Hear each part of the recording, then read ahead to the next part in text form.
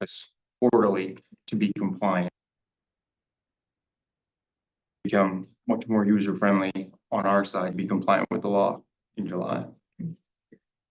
Any questions for Chief Merrill? I mean, I would say this sounds like sort of a no-brainer that y'all need this. I am curious, what specific demographic information does this law require that we start gathering? So it's rates in the report of data part that I sent you guys. Right. It was rate in 2. I see it. Section 2, the data elements to be collected. It gives you the 1 through 7, 8. Yep. Really, it's 1 through 9 items that have to be recorded. So it's the shall, law enforcement agency, location, date and time, perceived race of the person, perceived color, perceived ethnicity, perceived gender, perceived age, reason for the stop, and result of the stop, whether it was a full arrest, citation, a warning, or no action was taken. So those would be in the system as I understand it. I've only seen it briefly because I didn't want to, you know, get ahead of myself with the system, but as I've been briefed by the state, all of these boxes are things that we can just check before we would actually, before we even clear our stop, we would fill out all this information. And then when we clear the stop, essentially that stuff automatically gets pushed to the state. Like it gets reported daily for us, is my understanding. So we don't have to collect anything. And I think that there's actually like a user administrative profile that I could use. I think that would be helpful. Where Sorry to interrupt. Just wanted to make sure you can hear me. If you can hear me, you'll be able to hear Mandy. Okay. Yes. Yep, we'll come back to her right after we're done with Chief Merrill. Thank you, Mandy. So the nice thing about this e-citations, e-warning system too, is that the more people, the more agencies that are in it, the more we can see stuff. So I'm gonna pick on Leo because he's standing across from me. If Leo were to get stopped in Wells, for instance, and Okay. get issued a warning.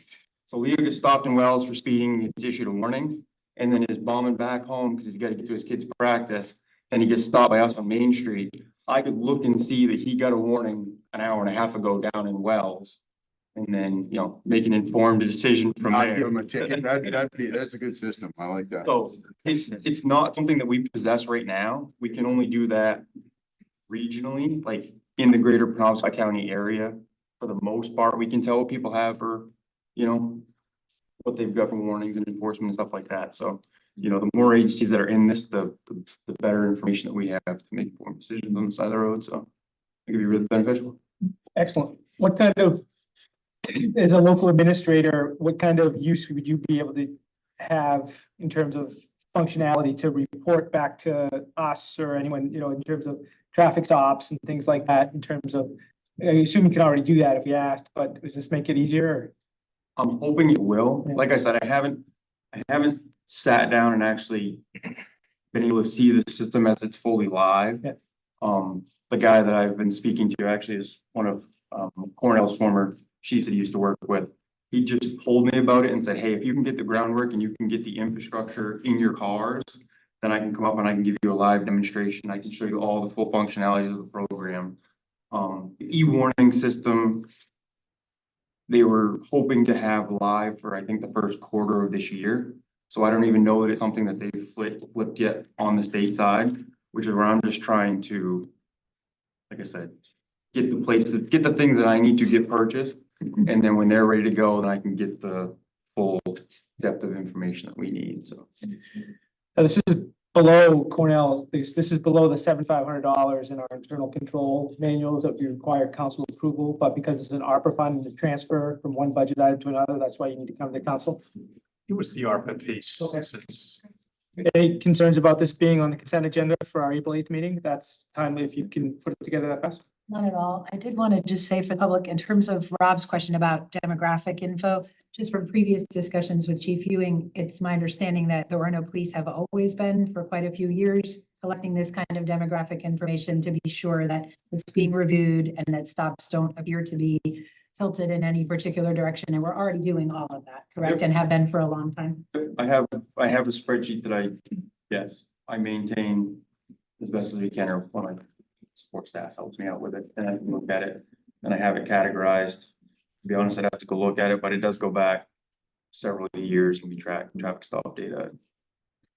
So I think this is great if it makes it easier, but I just want the public to know that we've already been doing that and very proactive on making sure that we're aware of any bias issues that could exist and that none have shown up in all the analysis I heard from Chief Ewing over the years. Yep. Correct? Very true.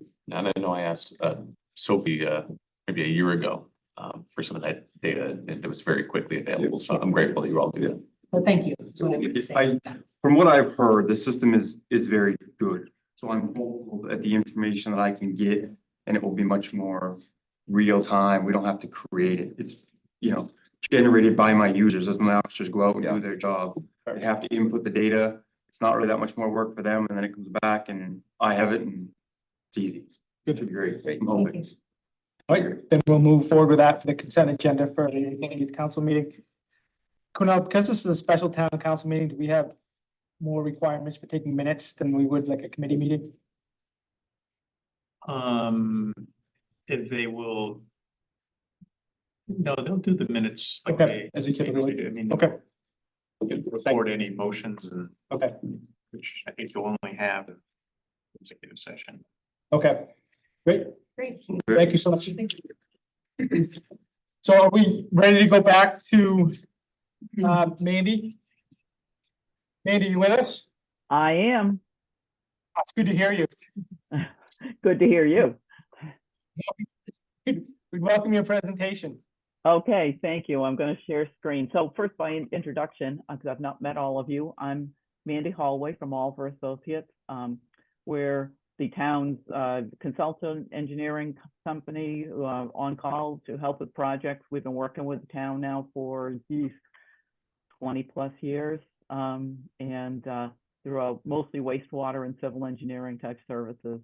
So I've worked with Chris and with Rob before he left on the developing this project and putting the design components together. And I was going to briefly walk through what the project is and then answer any questions. So I'm going Remember, to share. Chief in the room? It's okay.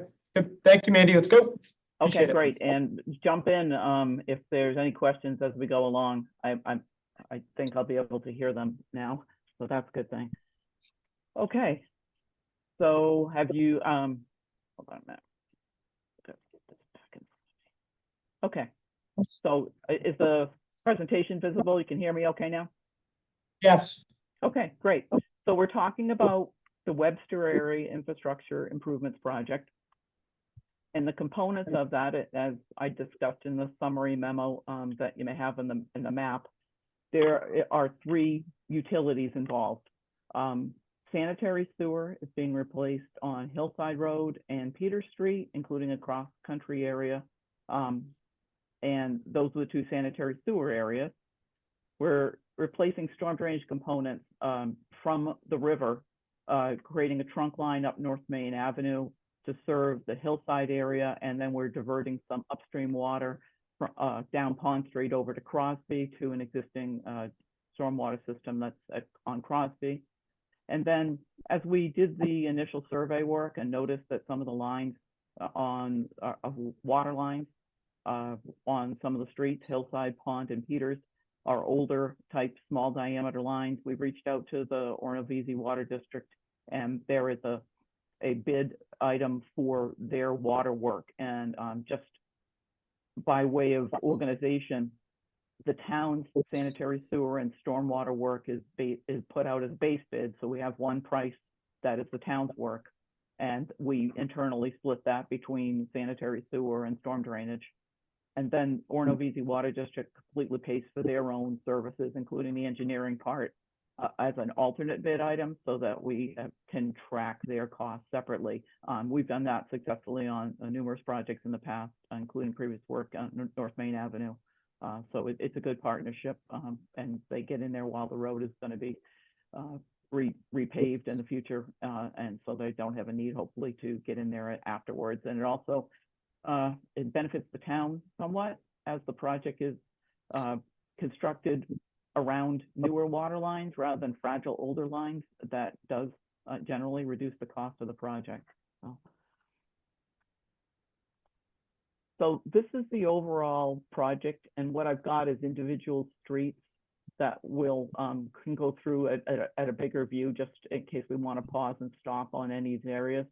So just if there's anything that's a question about a specific area and you want to stop as we're on that map, that's fine, or we can get to the end and then just go back and look at things. But so basically we're down here at the bottom of North Main Avenue.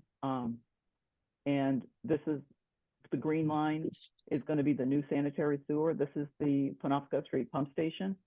And the existing line discharges right here where this orange line is. This is storm drainage. So the storm drain runs up and right now turns into the backyards of these folks on Hillside, and water comes down this area, gets into a ditch, kind of sits there and filters into the system, and then is discharged down to the river. The yellow area here is the crossing of the railroad tracks. These are the railroad tracks on North Main Avenue. We get up to, so the green line is the main drain, so that's going to collect all the stormwater in the future.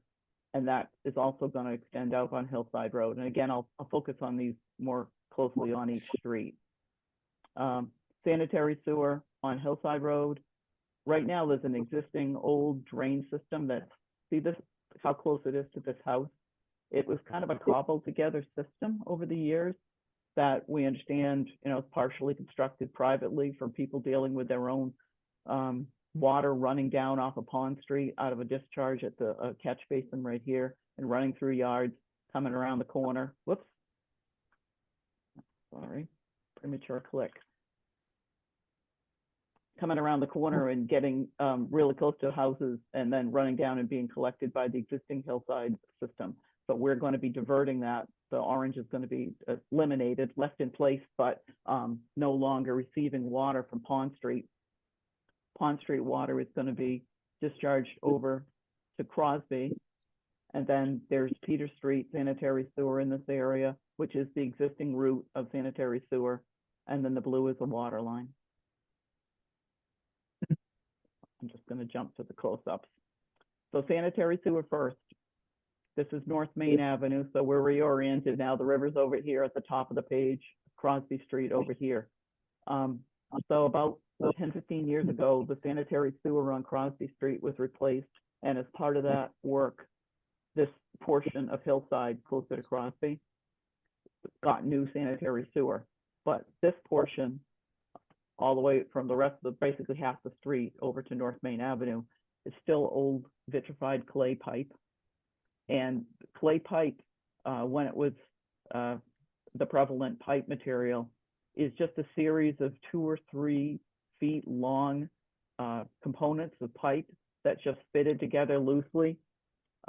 It holds up actually remarkably well for as old as it is, but it's not designed to be watertight. The thought process at the time, because most everything just went down to the river, was a little extra water in there is just going to wash things along, and nobody cared. So over the years, these sewers are a concern, both because they allow water to leak into them and because eventually they start to crack due to frost action. And we do have some video internal pictures. This black thing on the bottom that you see is a camera sled that they drag through the pipe. And if you look at the upper portion of the pipe, there are cracks that are visible, kind of a jagged edge of clay here. Some of these things are roots that are coming into the pipe.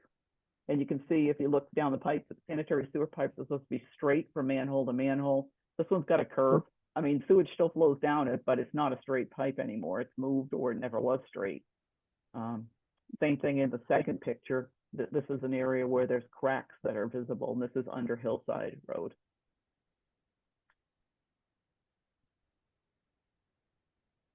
Is that a joint where you say that crack? Because it looks like it goes all the way around. It probably is just a joint. Yep. Yeah, they're every 3 feet. So every 3 feet, there's a place where water or roots can get into the pipe pretty readily. This is the second area of sanitary sewer, and the red line represents the location of where the existing sanitary sewer is.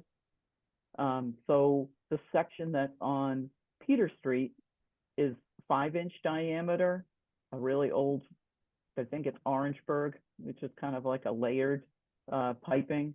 The town a long time ago, probably, I think it's like 2007, wanted to line this. It was actually a council order to line it. When they got out there and found out what the diameter was, it couldn't be dealt with because it's too small to line.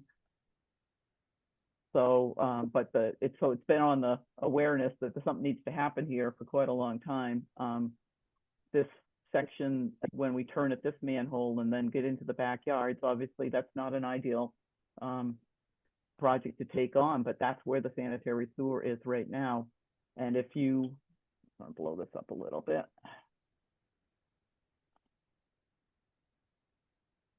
If you look at the homes as you make this corner, this is where the sewer comes out of house number 13 and connects cross country. Got 2 lines coming from this home into the manhole, number 11. This property is tied in here. This property is tied in here. So we have 4 houses that we know are tied into the cross country line through the backyards. I'm not sure, we did not get into this property, so I'm not 100% sure if they're also tied in here or if they are tied into the sanitary sewer that's on North Main Avenue. Mandy, can you pause there a second? I don't know Yeah. if this question is for you or for town staff. So as I said, I live on Peters. You can see my house, but it's not one of those that's tied in. I have heard from some neighbors that they have had letters from the town about the possible project, and some of that seemed to include some statements about whether it was already a public right of way or not, and some information to them about it might be in their best interest to allow it to be a public right of way. Do we know if all that's been resolved, or where are we at on? You're talking about easements. Yeah, sorry, easements, I yeah. believe, maybe that you've asked the lawyers to draw up easements. Where Yeah. are we with that? They Well- have not provided we provided draft information. So just for clarification here, on the map you have in front of you, the yellow lines that we have that are dashed, there's a thinner 20-foot wide permanent easement that the town would be seeking. And then we have a 30-foot wide construction easement that's temporary that we'd be asking for. We did send the draft language for requesting easements and a map showing where the easements would be to the town attorney to prepare final documents. We kind of help the process along by giving them that mapping, but you know, I'm not going to practice law, so they've got to do the actual documents. There's an existing sewer there that's been there a long time. So again, not to practice law, but the town probably has a prescriptive easement because it's been there for all that time.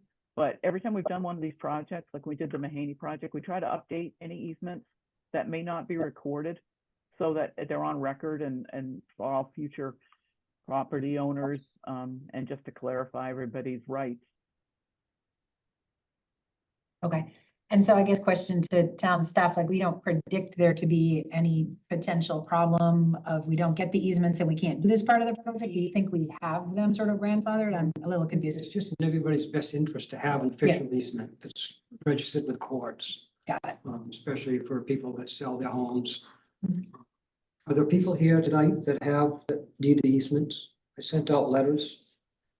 So we're the ones at 61 side for the storm drain and pipe would be really.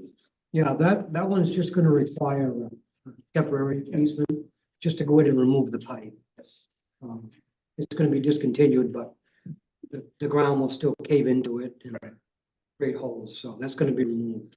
That sounds great to us. Okay. Okay. So some of them are, They won't be looking for a permanent easement on that, because once they remove it, there's no reason to have it go back in there. so some of them are temporary and some of them are permanent, but they're really in everyone's interest and we're expecting that they sail through swimmingly and they aren't a problem, is what I'm hearing. I haven't heard back. That need Yeah. I think the answer at this point is that we have reached out. Chris has sent out letters and tried to stop by and speak to folks, but we've not made connections with everybody. So, you know, obviously we want everybody to feel comfortable and understand. I mean, it's not ideal to have someone dig up through your backyard. We know that. But just while we're on the subject of this, because I know this is probably the most unusual part of the project. We did look at other options. So, I mean, we looked at the possibility, okay, so what if we ran the line down Peter Street and connected to the manhole on North Main Avenue? What would that do? But where these folks have their sewers coming out of the side of their house, the back of their house, they'll have to change their plumbing to get out to the street. And multiple people are affected. So this seemed, even though digging up your backyard's not ideal, less intrusive than actually having somebody have to change their plumbing within their home. So not that that hasn't happened, because we have had projects where we did that. So Does the consumer have any costs associated with this, assuming that you get these easements and work adjacent to where the existing, I don't know, is it exit? What's it called, Chris? It comes out of the house. What's that called? The Sewer service. Sewer, yeah, of course, sewer service. Yeah. That's right. now, this everything that would be done, including restoring the property, to the pre-existing condition, and including, replacing plantings and things like that, would all be done by the town. If we were to reroute the sewer and go somewhere else, then the cost of the plumbing typically do fall on the property owner. Thank you, that makes a lot of Thank you. sense. Very And helpful. also, we'll, as we come through there with the new line, when we connect existing lines, we give new pipe all the way to the edge of the right of way. In a lot of cases, that just leaves the homeowner with, 30 feet of pipe left to go to make the whole thing brand new. And it's the perfect time to have a tremendous savings in getting a whole new sewer line. You discussed that with the homeowner as part of the process? Yeah, they could just say to the contractor, hey, when you come a little further and the whole pipe, that would be, the extra would be their cost. Yep. But there would be a tremendous savings because there's already a contractor on site. He's already been, he's excavating, he's digging. So he can do it a lot cheaper. He's got materials on site right there. I've had homeowners do that. Yeah. Most times in the past. So for anyone who has gotten one of these letters and is in one of these properties, they can reach out with questions back to town staff. If it's not clear, you can explain to them all those options that exist for them. And that goes for everybody on the project, not just these with easements. Thank you. And so there is nothing else. This cross country is the only route going to North Main. There's nothing that goes all the way down Peters to North No Main. pipe on the hill. No, okay. Okay, Mandy? Okay. It was done that. So moving along, I do have some photos of sewer here too. And they're not as good because we couldn't get a good camera down it because the pipe's too small, but the university was kind enough to lend us a push camera, and Chris got these photos, which were just taken. And these are of roots that are, so all the stuff that's hanging in here is roots and things that are getting into the pipe. You can see at the bottom of the pipe on both of these views, this is sewage that's sitting there because the pipe's uneven, and that's going to happen because things are going to heave and move around. So this is just kind of showing you what we're dealing with in that cross-country area. Yeah, more pictures, kind of the same thing. So this is a joint here where things come together, and that's where the roots tend to intrude. And if you look down this one, you can kind of see that it takes a curve, a sharp bend at some point in time. So with the smaller pieces of pipe that they put in those days, you could kind of wiggle around things, unlike the straight pipe that we put in now. All, Chris takes a good picture. all of the joints in Yeah. that pipe. Look, Yeah. I didn't think you needed 54 inches. Well, you the pipe, you might as well give them all a picture. Right. So storm sewer. So now we're talking about the storm drain. This orange view is where there's an existing 12-inch corrugated metal and vitrified clay as it goes underneath the railroad tracks in this section and gets into people's backyards. There's an open pipe here and a catch basin in this backyard. And then there's also a little connection to a catch basin that's over here, a drain over here. So this orange part will be abandoned. We're setting up a new trunk line. That's this part right here near the river would be a reinforced concrete pipe because of potential ice action that we're seeing more and more of these days. And this is on the town's property, so we're gonna basically replace the existing outfall with a newer outfall at this location. And then these green manholes are drain manholes. We're not installing drainage per se on North Main Avenue, because if you can picture what that section of North Main looks like, it's kind of open to both sides. So there really isn't curb or things there. We're not reconstructing that roadway. We don't have a way to collect water there per se. But we do have an inlet here. There's a low spot in this property. So we are going to put a provision there so that we could pick up any drainage that happens from this side of the track. And then over on this side of the track, where it's been a problem with water sitting here and not being able to get into the system, we're going to restore a better pipe here, inlet, to collect what water does land here from these properties. But we're also going to keep going up the street and then collect the water on Hillside Avenue, so hopefully a Hillside Road, to hopefully keep water from getting down in here in the first place. So storm drainage, connecting existing catch basins here and here, and then turning the corner. And yes, I do have a photo. This is the existing infrastructure, which, I mean, it was kind of a nice brick job back in the day when that got put together. But this is a clay pipe coming out of what is the structure that's in that backyard that we were just looking at. So it's just rocks on the bottom with some dirt and not really a proper structure. This is what the outlet of the whole drainage system looks like right now. This wall right here is the retaining wall next to the pump station. So you can see it's a small pipe. It just cut open and rotted away here, and really no stabilization. We'll put some riprap in this area and stabilize this so that we don't have erosion. And unfortunately, some of the trees will have to come out, but we'll try to save what we can. And Mandy, you said that the new pipe from Hillside going that direction is what's driving the need to increase the size of that pipe going under the tracks. Is that correct? That's correct. Right now it's a 12-inch pipe, which is very minimal for storm drainage. We did try to look and see what was going on there by pushing the camera down the line, but we came up with obstructions that we couldn't get by. It could be rocks in the line, or it could be a break. We just don't know. So the proper way to do a crossing of a railroad track, which is unfortunately rather expensive and required by the railroad, is to put in a 36-inch steel casing and then to put your carrier pipe within that casing pipe. And that would be the crossing that we'd be doing. We did something similar over on Crosby back when we did the sanitary sewer crossing and storm crossing a while back. I guess it was just sanitary sewer, excuse me, a few years ago. So it's roughly $150,000 price tag. I mean, that's my estimate, but it's unfortunately not cheap, but it's what's required, and it is setting you up for future infrastructure that right now the town is lacking in that area for storm drainage. What future are you expecting additions would go that route? Yeah, well, that may be an unfortunate choice of words, the future, but I mean, it's to collect what we're going to get in this project, and I don't know that there'll be any additional water that needs to be collected and sent that way. And is there no possible way to make Hillside go to Crosby instead of coming to North Main? We looked at that right back in the beginning of the project. We just took a bunch of elevations. I mean, honestly, to get it to come from Hillside down North Main Avenue, we're putting in quite a deep pipe. When you get to this corner right here, the manhole is like up to over 10 feet deep. And the reason, and that's deep for storm drainage, usually only 6 or 7 feet.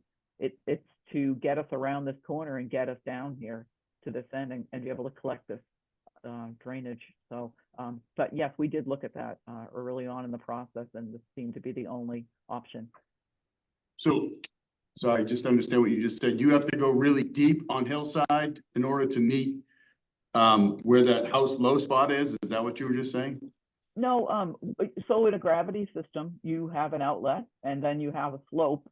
So you're going to try to maintain a minimum slope of your pipe. This is true of sanitary and storm drainage, but you've got to get from point A to point B. So if you're on Hillside Road and the ground is higher at the intersection here of North Main Avenue than it is in the center, which is the case in this. We have these pipes buried a very minimal amount of only about 3 feet, but to get the pipe flowing downhill against the topography of the road, which is going uphill, you're getting deeper and deeper as you go around the corner. So this is kind of our critical spot here, is to get around this corner and then to start coming down to the river at a depth that's not crazy deep, because the deeper you go, the more expensive. So we're trying to minimize that, but we also have to meet gravity requirements. So it's just the topography. It's lower here, higher here, but I have to go downhill with my pipe, so that makes it deeper on that corner. In the storm drain on Crosby is too high That's for you right. to. That's right. It is. Thank you.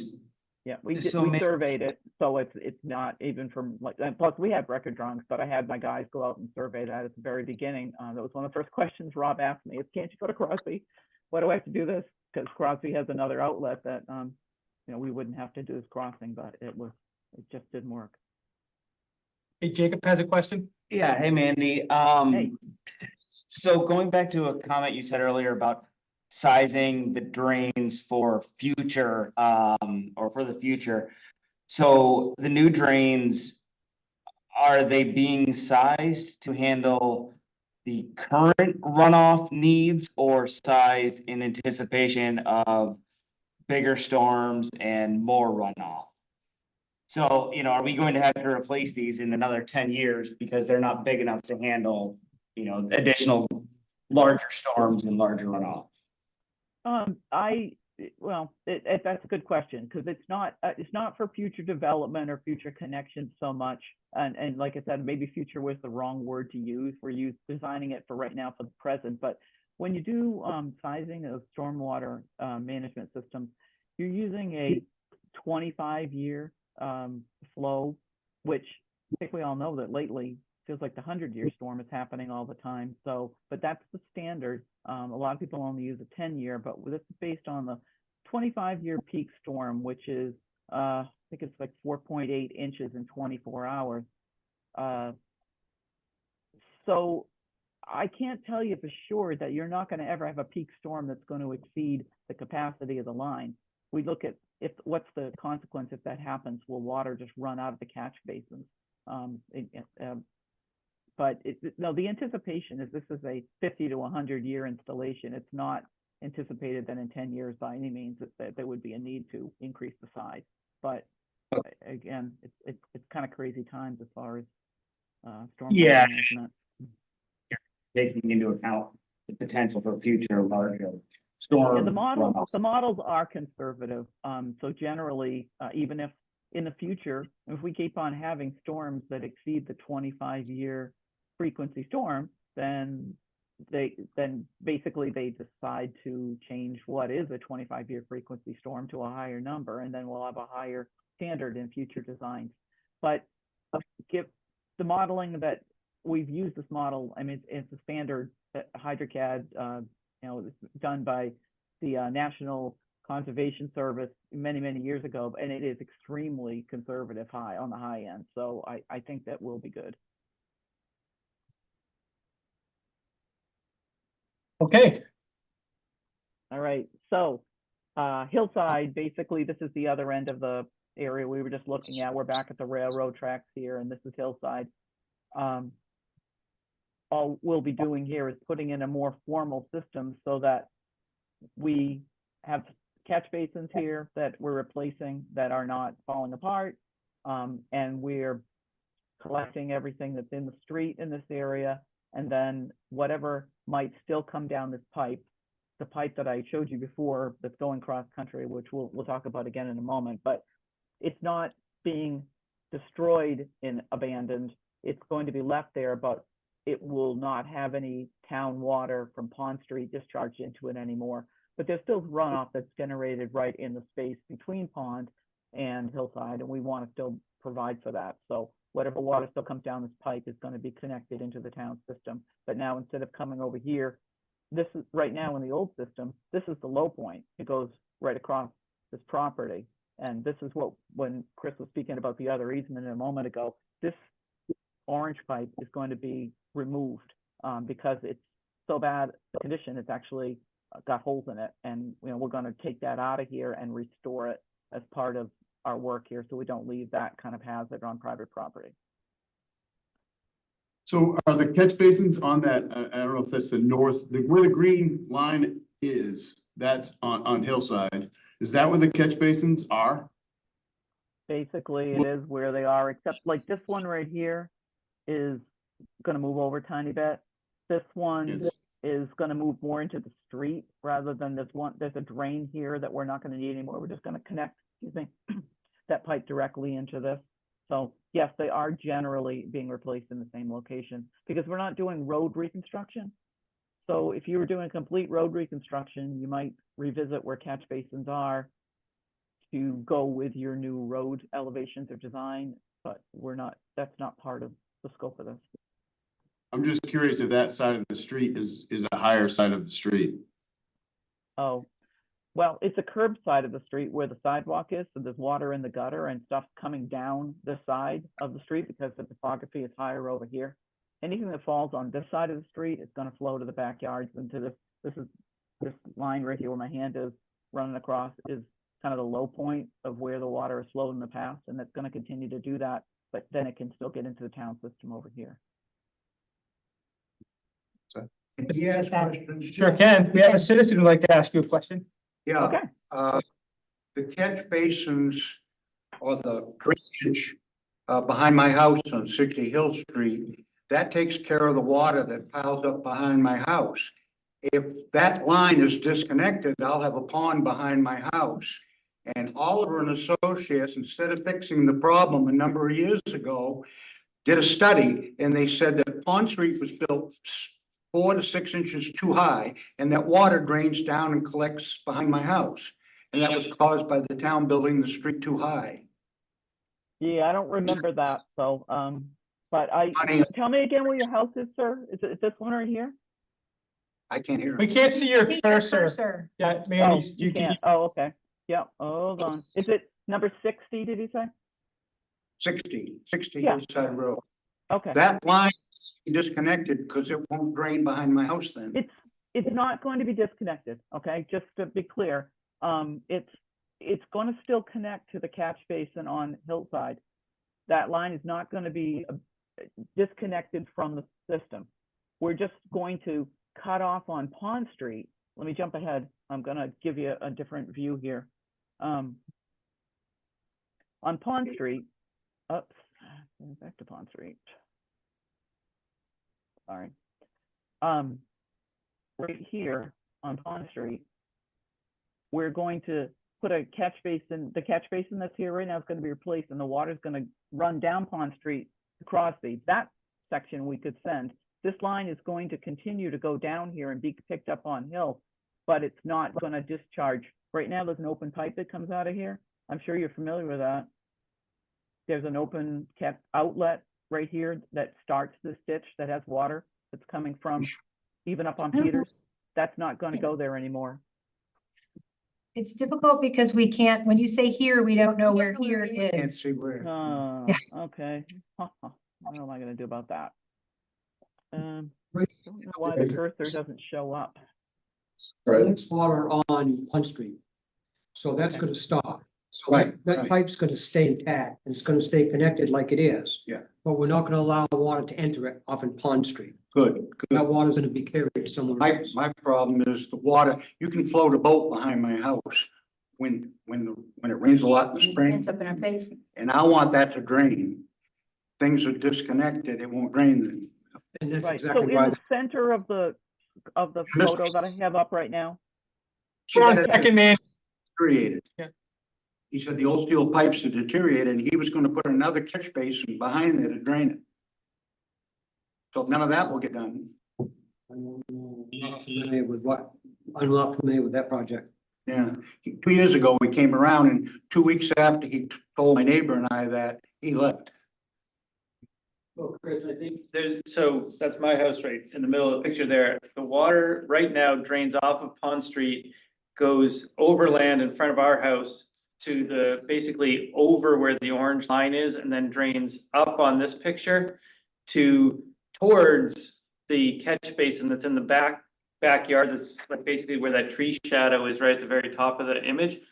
But that catch basin is too high, so there's still a lot of water that then flows to Jack's house.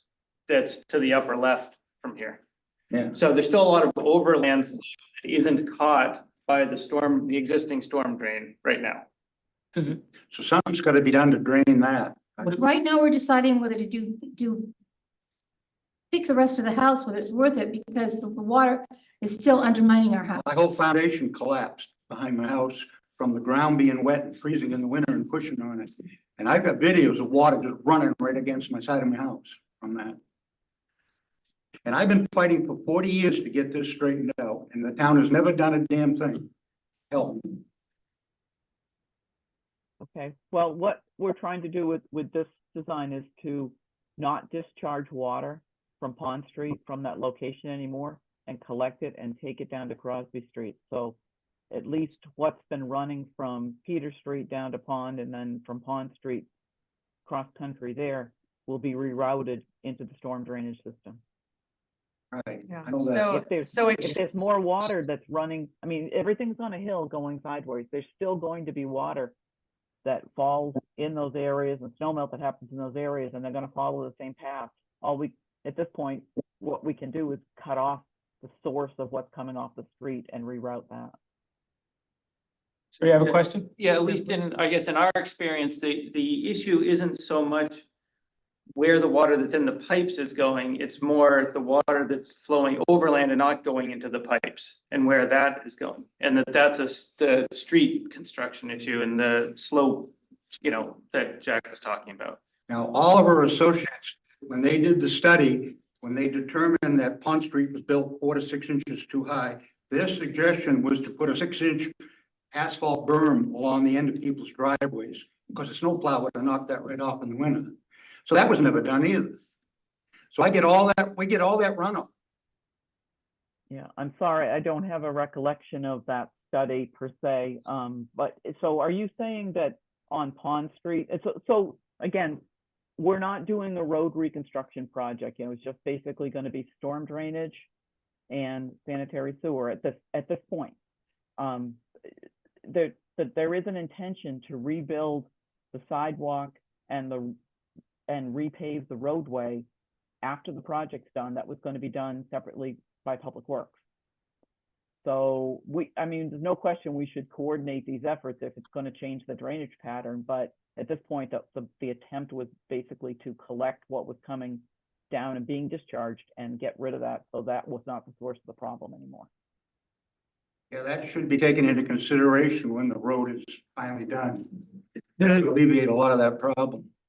Cornell, does it make sense to have at some point staff work with concerned citizens and like a walkthrough or something, kind of bring people around, get input in terms of where people have, there's some things we can't fix. But in terms of this project moving forward, obviously it's a step in the right direction, but then is there a way to have a conversation about how this ties into the work that would be done on the streets and take neighborhood, get input from the neighbors where they have problems move forward with those two, both the road construction and the underground infrastructure? Well, I don't know how much in the 25 budget we have Peters paving, Pond paving, Hillside paving. But it feels like we should, as part of those, it feels like these concerns ought to be heard in a way that, we can. The town has never worked with us on anything. In fact, they've gone against us on everything. And when Mr. Mylan came over, that's the first time that anybody ever came over and looked at it. And he assured my neighbor and I that would be straightened out. And then he left 2 weeks later. He left the town. Yeah. Nothing was done on that. When was that? Well, that was last summer, I think. No, he's been No. gone. Two summers. It's been gone. He's been gone. He's been gone for 3 years, I think. I remember Track of time, but. It was like 2 years, I think. It's just that those He's short budget items are for paving, not for reconstruction. Yeah. Yeah, right. And Cal Smith put in a bigger Catch basin. catch basin, but it really didn't. Yeah, make a difference. Cal Smith, when he was the head of the town crew, on his own, he put a catch basin by my house because he saw what a problem we had. And what the town's opinion was on it, they said, well, the town has the right to divert groundwater to the detriment of the homeowner, so you're out of luck. That's what I was told at the time. When the water was pouring out of my windows in the cellar, washed out my driveway and everything else. And that's how the town reacted to it at that time. The taxes went So I'm up. not too happy about the whole thing, it's what's Right. happened over the years. Right. And now I got a whole foundation that's ruined now. Sure. Yeah, I definitely want to keep this conversation going, getting us to the point where we can, get this project going, but I don't want other concerns and we can, as a council and staff, can't promise Yeah. a fix for everything, but I do think that we can promise to talk about. Yeah, with that council. would be good. Yeah, okay. Mandy, can I, If the town would talk to me about it. Mandy, can I ask a follow-up question just in response to what Jack and, Chris Gerby raised? So when we're looking at that orange line, which drains to the side of the Gerby's house, I heard Chris say that the catch basin that's there Chris, am I correct, by the tree at the top of the photo? Yeah, That's too high. And that is before what gets to Jack's house. Is it possible as part of this project to look at lowering that catch basin so that water might be caught before it continues further down? I know you said this line will still exist, but we won't be dumping as much water into it. Could we also look at lowering that catch basin right at that? The other problem is that line, according to Mr. Mylon, was probably metal. I think he had it on his record, and he said it's probably rotted out. And it's flowing under the ground, and it's coming out by the side of my house, right against my house. So that a new line needs to be run there. I don't think that line's. I mean, that's gonna be discontinued. Well, if it's discontinued and doesn't carry water, it may not Right. need to be there. And presumably they'll have to be working from the catch basin, but valid point. I'm but they- curious about, could we look at lowering that catch basin for whatever? I know it should be less water coming there, but we've heard there will still be some water coming there. Could we look at lowering that catch basin as part of this project? We definitely could do that. I do share the concern that if we just get more water in there, then if there's an inadequate pipe downstream, it's not going to necessarily solve a problem. If there truly is water that's not being collected by the catch basins on Pond Street, that we could possibly capture and minimize the amount of runoff, then we could certainly look at that and incorporate that in this design and whatever Public Works is going to do after, and just make sure that they're doing everything they can do within the scope of what's been budgeted to prevent the problem, as much as we can. water runoff that is not caught by the catch basin. Yeah. Aren't the sidewalks on that side of the street? They are, but it comes in our driveway. Yeah. So it comes Okay. down our driveway, right in front of our house, over to above where the orange line is, and then over still, Diagonally. yeah. So, and the catch basin is, right where the orange and the green lines meet, but there's a lot of water that just doesn't get to the catch basin. All politics is local and water especially so. So how do we facilitate? I don't want to slow anything down in terms of what I assume some of this is for the construction season this year, right? So we don't want to slow anything down, but how do we incorporate this input into the plan design in a constructive way? Well, I think we'd start by taking another look at street on if that's the right configuration to be doing there. Yeah. That would be, Mandy would send her people out, take another look at it. Could citizens, people walk them, could it be, I don't want to reverse, I don't want to civil engineer, but I mean, are there opportunities other than this meeting for people to engage with the engineer just to show them what they're experiencing? Absolutely. I Okay. believe that have you met with any engineers on this project? No, nobody's ever contacted us on it, except for Mr. Mile the day he came in. And that was because we complained because we had a lake behind our house. Lakefront, no, never mind. Nope, not going there. But I guess back to my original question. So I think we all agree that we should have some communication and understand what's flowing over that hill and what's flowing through their house. Correct? It's, Yeah. As some portion of this. My question or concern was, or I guess just a question, but So if that's the high side of Hillside, Hillside Street, where the catch basins are going, how much is it actually gonna collect that's gonna be influencing or going to that North Main? Got a question for Mandy? Yes. So when we talk about a high side of a road, the center is the high part of the road. If it's properly designed, I mean, roads evolve when they get overlaid time after time, but there's a crown in the center of the road that forces water to the gutters. So water that comes down across the hill, because the whole section is a hill towards the river, and once it gets to Hillside, it should be collected in the gutter, and that's why there's more catch basins on the uphill side, because water that flows overland through everybody's property and hits the street, comes down people's driveways, gets in that gutter and then gets into these catch basins. So, it makes sense for it to be where it is, and all that water is going to go in the pipe now that would collect through the catch basins down to North Main Avenue. That's what we're doing, is purposely collecting it there and diverting it so it doesn't go over and get into the people's houses between Hillside and Penobscot. Okay, thanks. Catch basin on Hill Street works real well, drains the street real good. It's not a problem. Mandy, is the tiny little green line in the middle of Peter Street, which says proposed storm drain there, does that connect to the other storm drain? There's no catch basin there. I'm not exactly sure what that tiny little green line in Peter Street. On Peter Street? Yeah. Hold on a second. Let me just zip over to that. Standing from the neighborhood is that it's water all the way up from Peters that runs through over to Pond and then keeps running down to the hillside, Right. that it's coming back. Yeah.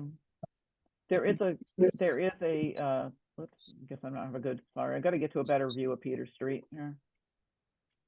The road, there was so much water running over. That's the part that Rob felt the need to patch, because it had gotten so bad that it had become like a hole in the road from all the water coming over. So I'm just curious, that little green line, is that attached to anything, or what is that little green line there It's mean? just a culvert, isn't it, Mandy? There is just a culvert there that's crossing that. Yeah, I'm just trying to get to the, sorry. I was speaking with Rob Too many about. things open here. Not there for a drain system. That's why there is none.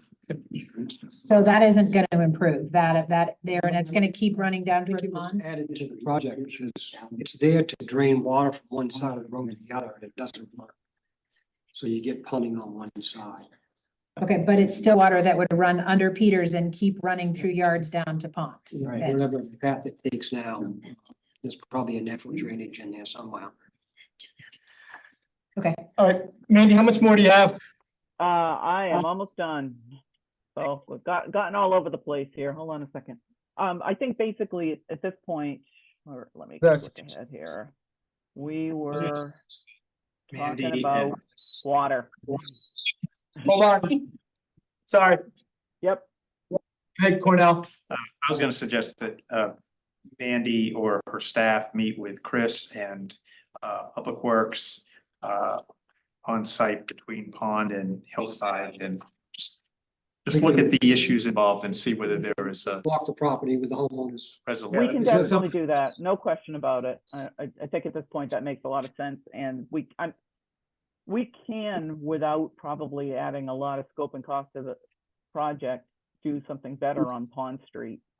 Really the attempt was to cut off the source of the problem at the top, but if there is a lot of water that's not making it to those catch basins, then maybe we can either add some more structures or look at ways to change the road grade.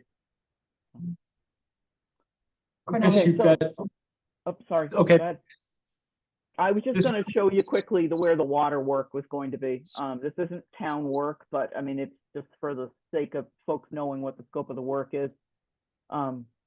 So the Orono Water District already has a newer line on the section on North Main Avenue up to where they started this work. There's a valve that they're going to connect to here, and we would run new line out to connect to Crosby Street, and these are all just individual services and the little curb stops that are on people's yards on Peters. Same thing on Pond, and Again, it was the scope of the work isn't so much aligned purposely with what we're doing, but more where they had needs on these streets. On Hillside, they were doing the whole thing. I'm not going to go bother going back. So just next step. Obviously, we're going to follow up on this drainage issue we just talked about. We'd finalize the bidding package and complete the easement process. We've sent notification to the railroad to get, because you have to actually have a permit to cross underneath them. We're waiting for that. Once the council approves the project, we would advertise it to construction contractors. I don't know if they're going to be people that are willing to do this work this year. Just the intention would certainly be to try to get it done this year if we have the interest. Some projects that have been out to bid lately, they found contractors saying, I'm too busy, I'm going to do it next year. And we had that experience on the Mahaney project a couple of years ago. So I think the sooner you get it out to bid, the more chance there is of possibly doing it this year. But it could be next year, or maybe some streets are next year and some are this year. So. Do you have a deadline to spend the upper? You have to have it committed by the end of this year. So we have to have a signed contract to By the end of The calendar year or the fiscal year? Calendar year? This is- calendar, I think. And it has to be completed by the end of 26, is that correct? I'm pretty sure. Yeah. And so that means for folks in the neighborhood, even if this work were to happen this summer, they should not be expecting the street work that was forecast for this summer. That'll get bumped because it'll have to wait until after this project. Okay. And Cornell, if we are scheduling a time to have Chris and Public Works and Mandy's staff do a walkthrough in the neighborhood, is that a time we could get with a little advance notice, because there is a neighborhood email group and other ways, unless it's going to be mailed to everyone in the neighborhood? Can we be sure that it goes out on that so that any other folks who aren't here but whose yards are directly affected would know that there's a certain time for the walkthrough if they want to come be part of it? Okay. Is that possible? Sure. Okay. Can you coordinate with the listserv in the Webster neighborhood? I can. So if you have info, I can get it out on that listserv group, and people will start talking to neighbors, and it will, all people here hopefully will talk to neighbors too, but it's a pretty big listserv, I think, at this point for the neighborhood. So. There is in the report, this is for Mandy, it says that both of these projects are required to be completed to comply with the town's CSO master plan. Can you share what it is about these particular pieces? I would assume with the Peter Street, it's obvious, but I'm curious with the Hillside piece, what it is about those sections of that sewer line that make us not comply with that CSO master plan. Sure, and Chris, feel free to jump in here. But so every 5 years, so Orono is a combined sewer overflow community, which means that at times when there is a lot of rainfall or runoff, and rainfall and runoff together, you have times where there are overflows that are untreated at the treatment facility. And I'm happy to say that happens very rarely these days. But as long as it happens at all, you're in the CSO program as far as the Department of Environmental Protection is concerned. And that comes with some requirements. So every 5 years, the town has to update what they call a CSO master plan, which tells them what's happened in the last 5 years towards progress of getting rid of combined sewer overflows, and what you expect to do in the next 5 years. And the way you get rid of combined sewer overflows is getting rid of leaking areas into the sanitary sewer. So all the easy things have been done over the last 20 or 30 years that the town has been working on this. The bigger leaking sewers, the catch basins that were connected to the sewer system, they're gone. What's left now are areas where there are cracks in the pipe that water is leaking in. So one of the projects that was identified in December of 2022, when the town filed its last master plan, was Hillside, as being a vitrified clay pipe with leaking water that comes into it, and Peters, both for its condition and the fact that it does leak as well. So 50,000 gallons and 20,000 gallons per inch per rain, or per inch of rain per day. Is that just based on like how much of that pipe we have in total? And you've allocated those amounts, or is that based specifically on something to do with what you've read in those pipes? Well, it's what we do, it's not super high tech. We go out in conditions where it's either raining or it's high groundwater, in the middle of the night when most people are not flushing their toilets or taking showers. And we open manholes and we measure how much clean water is in the sanitary sewers. And based on the slopes of the pipes and a calculation of a region, we come up with and the amount of rain that occurred that night based on local rain gauges. We come up with a unitized calculation of approximately how much water happens in each area. And the treatment plant, obviously we gauge at the treatment plant what's happening at the same time and distribute it throughout the sewer system based on the relative proportion of what comes in. So it's not exactly I wouldn't call it science. I definitely call it engineering as far as the numbers. But we know what it is at the treatment plant in fairly well certainty, and we know what the flow is. It has to just be distributed among towns based on its relative proportion of flow. Is it of that type of pipe? No, I mean, it could be anything. I mean, generally the older pipes are the ones that leak. It's logical, but I've seen situations, no, you're not in Orono, where poorly installed PVC pipe is leaking more than other types of pipes. So it's not necessarily just the type of pipe. All right, I think we need to move on with this agenda item. So like Mandy, I think this was a phenomenal presentation and really appreciate your willingness and staff's willingness to meet with residents in the community to talk through what they experience, what their concerns are. I know that this will probably mean that we won't get a chance to have a number in front of us at our April 8th meeting. Cornell, is that probably correct or? I think so. You don't think so, or you would think so? No, not if we have Yeah. we want to wait until the snow's gone and. Jack, you all right with that? You're all right with that? We're gonna people come walk the project with you, so you get a chance to. That'd be good. Yeah. Good Okay. chance to show them what we're talking about. Yeah. Do, Appreciate it. it does sound like that may, Hear what they're gonna do too. Right. That'd be good. but Dan, that does sound like that is gonna make it even more likely that this work will not get done this summer. Yeah. So then it gets pushed for a whole year, correct? That's what I'm hearing, that it already was on the line of whether that would happen. December 31st, if we can commit, we can. Okay, We do it, didn't work next year, so it so. wouldn't happen until summer 26, the work, okay. So we do it right and with the concerns of citizens in mind, and it's gonna take a little longer. That's kind of what we're up against. Yeah, I don't want to have the project done and find out there's still Yeah, an issue with water. good. Yeah. Okay. Thank you. Thank you very much, Mandy. Thank you. Okay, That was thank phenomenal. you. Thank you guys for. Yep.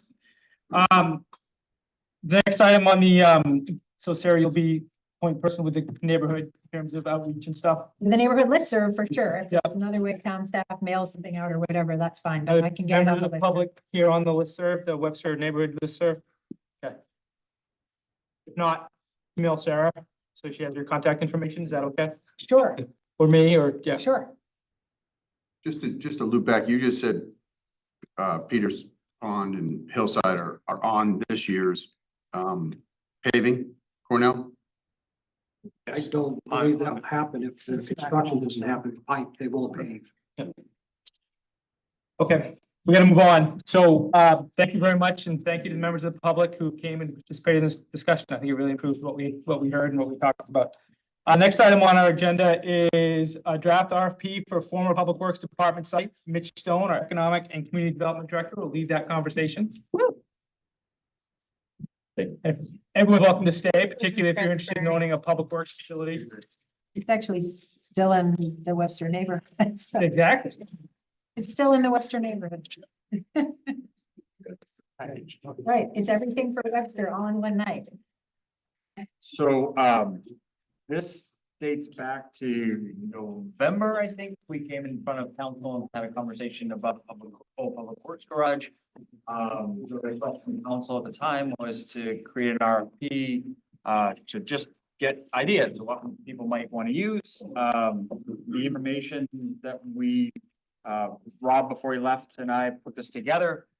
Certainly it's what you guys want to see out of it. So if there's stuff in here, this is a pretty traditional RFP as it comes down to it. But if there are things that you feel like you want to see, or I know that there was also some conversation regarding the idea of affordable housing and maybe using that site for that. And I know we're having a conversation about that next week. So certainly it's kind of in your court to how you guys, what you think of this and If there are things that you'd like to see different in this, that's fine. I think the idea, the intent was to put out, see what people's thoughts were on that, piece of property, and there was nothing binding in here. So if they put it in, there was no, it didn't necessarily, you guys had the ability to make a choice or not go with it. So. Sonia? I am excited to kind of see this in motion, and I did have a question about what I see under submittal requirements, qualification of developer, and that we're interested in working with a qualified developer, which makes sense to me, but I was curious if that is like, if that's a certification or a specific thing, or if that language just means generally that we're looking for somebody who's going to be responsible in the enterprise of development. So there's not necessarily a license, but really it's talking about, history and the ability to do the project. Yeah. Because the last thing you want to do is Yeah. have somebody on the back of an envelope put something in and say, I'd love to have this happen, but they don't have the wherewithal Yeah. to do the project. Yeah. So I think that's really what this is about, is the ability to actually carry out what they put. So it's sort of some demonstration that they have a track record of success or the wherewithal to do what they say they're gonna do. Great. Okay, thank you for clarifying that. Yes, sir. Well, Yeah. So I didn't do my homework and. can we get your name? I'm sorry. Oh, sorry, Chris Kirby. Chris Kirby, thanks, Chris. So, I didn't do my homework and read the RFP if it was even available, but there's a very popular, community trail that runs around that property. Is that going to be preserved as a requirement in the RFP? So that it's already preserved. Okay. So that trail exists, even though that piece would be there, and we would convey the land with that there. I don't know if there's specifically already an easement there, but that's how we would convey the land anyway, so. Perfect. Good. Jacob. Yeah, one quick question and one longer one.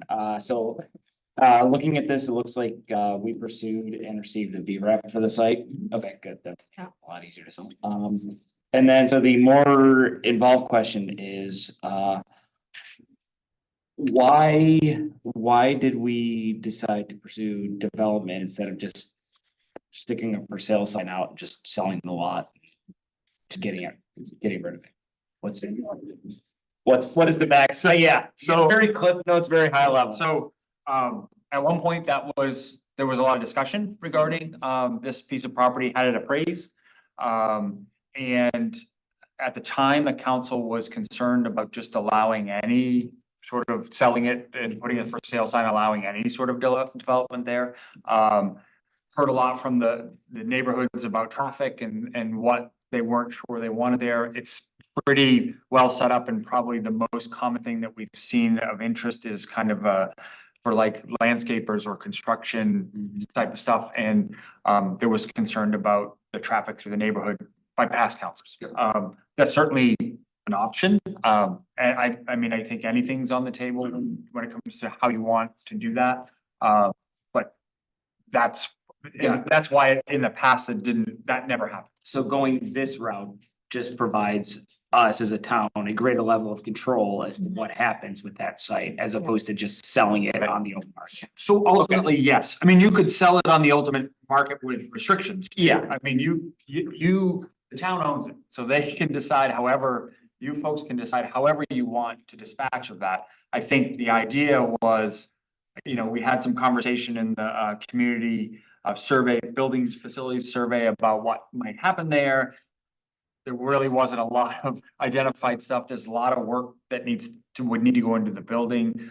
So I think the idea was about creative ideas and what might people have them. And we've had some people approach us with ideas, and I think you folks wanted a way to kind of quantify that and make it an open process for people to look at, is my understanding. And Certainly correct. just to add, we've recently made a request to have, we have someone come speak to us about affordable housing and whatnot. So I think that is also it's a identified need in this town, and it's something that I feel like hasn't really been. It's a hard thing for a government to do, but there is a plot of land there that I think now's also a good time to be considering those types of options. So and that was kind of in this, I can't pull it up. Unfortunately. So So it is in C2, so the housing is an option there. And then you can see the VRAP, there's some different needs. Yeah. Depending upon what you put there. I just, sorry, I had one question about, how expensive is it to do the exhaustive soil testing? Cause I'm wondering if the land would be more, I mean, it's more valuable, right? The minute you say we don't have to do any remediation, you don't have to bring in 2 feet of clean fill on top of that. I'm just wondering if that's. So really for expensive. us, Yeah. what the VRAP does, it takes the responsibility off the town, the liability off the town. Okay, so or the we owner. have it remedialized. And so Yeah. basically it's Gotcha. saying do this, and if people wanna do beyond this, then it would Makes be on sense. them. That makes sense. And you know, be on them to figure out what else they want to do, so. And in the overall scope of the Yep. project. That's Right, and if somebody's, yeah. And so Mitch, at the Right. beginning, when you were sort of talking about the sequence of this, that we have this affordable housing discussion, which is next week, is Yep, that right? Monday. How are you seeing the sequence of this? Would you want to hold this to go out until after that affordable housing discussion? Or do you feel like it can go out anyway, because affordable housing is a perfectly fine option people could put in? Or what sequencing are you recommending on this? So I would suggest, I don't know that it matters either way, because you folks will control what comes out of it anyway, so if there's nothing here that interests you or doesn't make sense, or if you choose after that conversation that it may be a site for that, you certainly can make that opportunity. So I can do that. I know there's a date here, we put one in, but certainly can change it. I don't know how long you would feel comfortable having it open, that's the other thing. If you want it open, sometimes it's like 2 weeks, it could be open a month, whatever you folks feel like you would like to do, we can certainly accommodate that. But I don't know that there is a right or wrong way to do it. But certainly we can put it out whenever. I mean, I think given the Water Street property had 0 bids, I'd be more in favor of, if it's 2 weeks or a month, I'd be in favor of a month, just because I don't know where this gets circulated or how it gets circulated. Yeah, this seems short to me, especially if we're having the affordable housing discussion next week. I was wondering if that deadline could be longer. Yeah, Like, absolutely. Was it on there? I thought it was like March 26th. Like 2 days from now. or- Yeah, but Right, so that needs to get. that was there, but we were Right. changing, but I think it was like in a 2 or 3 week period is what. So maybe a month in this Yeah. case might make sense. Any developer's gonna take time to put something together, so. Yeah, I would think, to me, a little bit of the longer end of the Yep. timeframes would make more sense for me. So like April 30th, makes sense? That what you're looking for? Yeah, 30th, and get it out as soon as. And presumably, if we don't have something we like, we put it out again, or we go back to the for sale option, some Yeah. other option. Sounds good. Good. This looks great, thank you. Thanks. Need anything else from us? Good. Great. So ordered. Thank you. Thanks, Mitch. We're gonna have some ideas after that affordable housing presentation, by the way. I hope so. It's gonna take a little time to get some thought. I hope so. Alright, we did the public cruiser thermal printer request. We could do that again if anybody wants to, public safety building issue review, Chief Flo and Chief Merrill.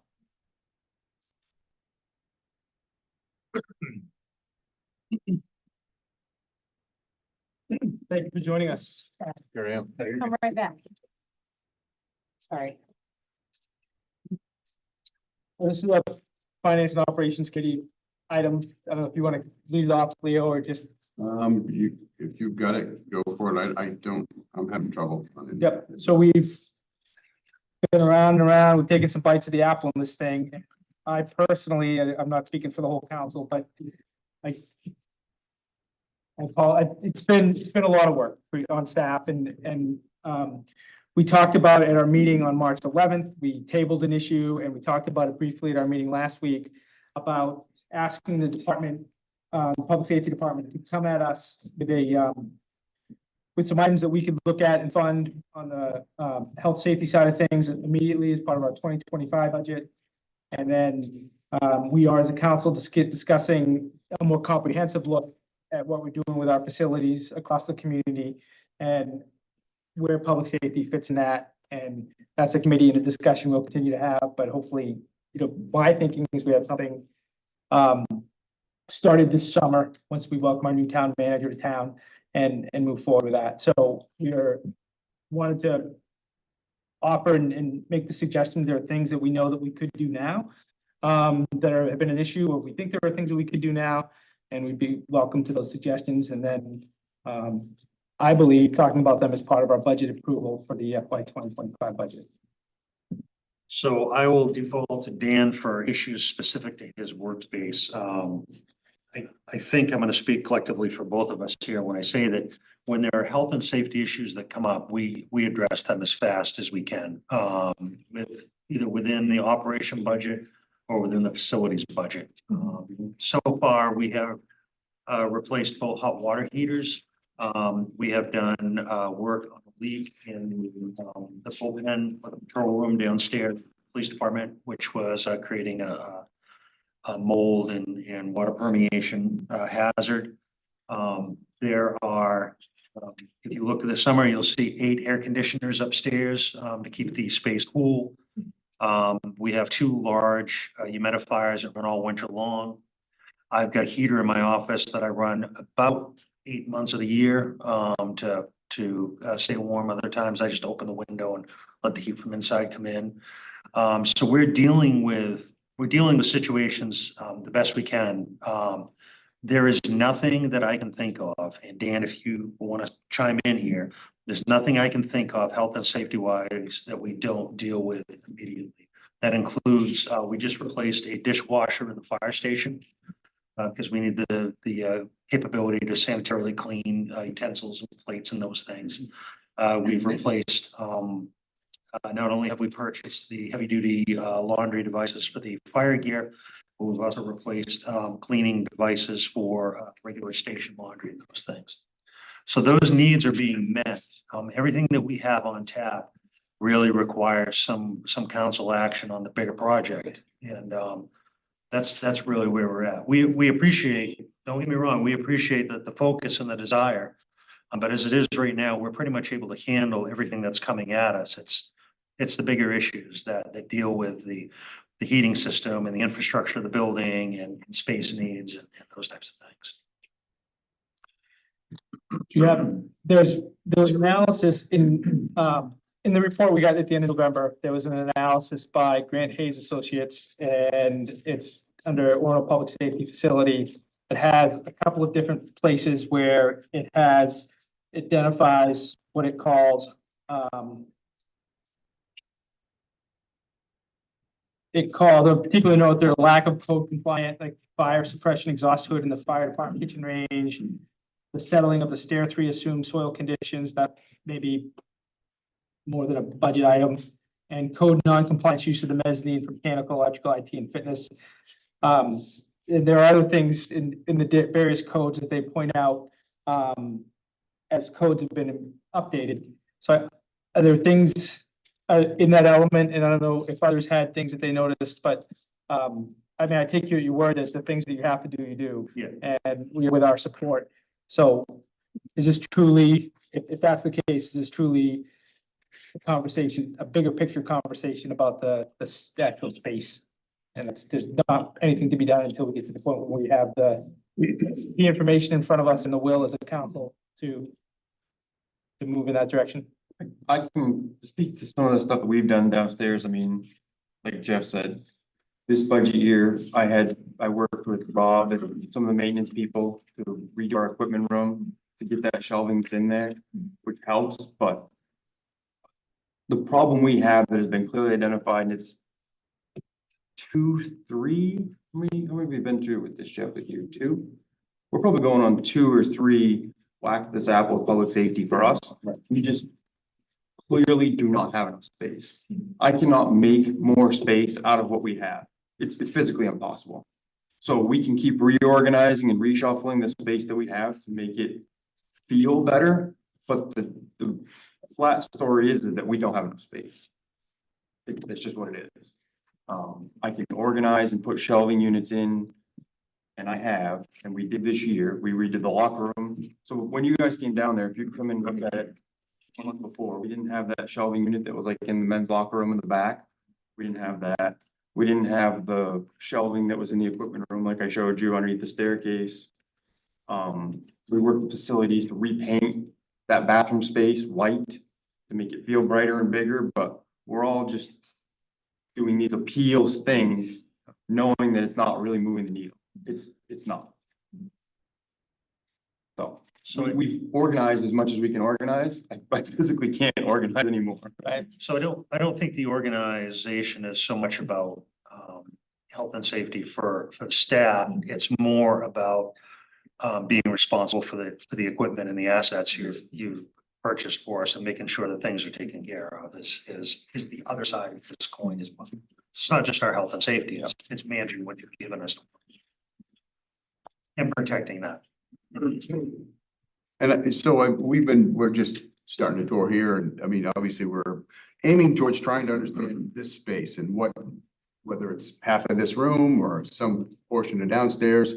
I'm curious if there's any part of freeing up space, understanding you've got what you've got there, and you're maxed out. And I don't know, I guess, as much the upstairs. There were 2 bunk rooms, but I don't know if that is in line with what we have for staffing or what that seemed like the biggest thing that jumped out at me as far as doing the job for fire. But is there, what I'm hoping for is the possibility of space in here where we free up a room or a room and a half or 2 rooms. And I don't know from I forget what you call the rooms, but when you confiscate things, I don't know what the requirements are for those, but it was, I think you went from filled up one room or had in one room that was kind of chock full or something. Yeah, my evidence room room is definitely full. And closet, I'm sorry. Yeah, it's full. Yeah. Then there's evidence room. Okay. Well, it says that there's existing 0 for evidence room and proposed 96 feet. So I don't, maybe this stuff doesn't jive with how it's being used probably. Right, the design of it is that it was originally, when I first started here, it was where our interview room was, where our intoxilizer, the processing room that was right across from the captain and I's office. That small office has been like 2 or 3 different uses since I've been here. And we just keep moving things around to make the space more habitable. So that interior room with the double doors where the evidence is right now is not what it was designed to be. So that's, I guess, That's why we had to put the exhaust fan in there too, to try and make it smell reasonably livable. Otherwise it doesn't. So that's one of those things where over here, you gotta think about that. If I brought my evidence room over here, the things that come along with that, the sanitation, the smell, the just general security of it, I don't think is practical to have necessarily off-site for me. Because it'd be harder for me to monitor. Well, and I was curious, that's part of what I was curious about thinking, and I know there's some accreditation issues and whatnot, but I did wonder if where that has its own door, that could be walled off and there could be cameras. So I guess I'm looking for some creative solutions to leverage the space that we have here. So I don't think we're the people to ask for creative solutions. Not to rebut what you're saying, but organizationally, we're going to be very myopic in our view.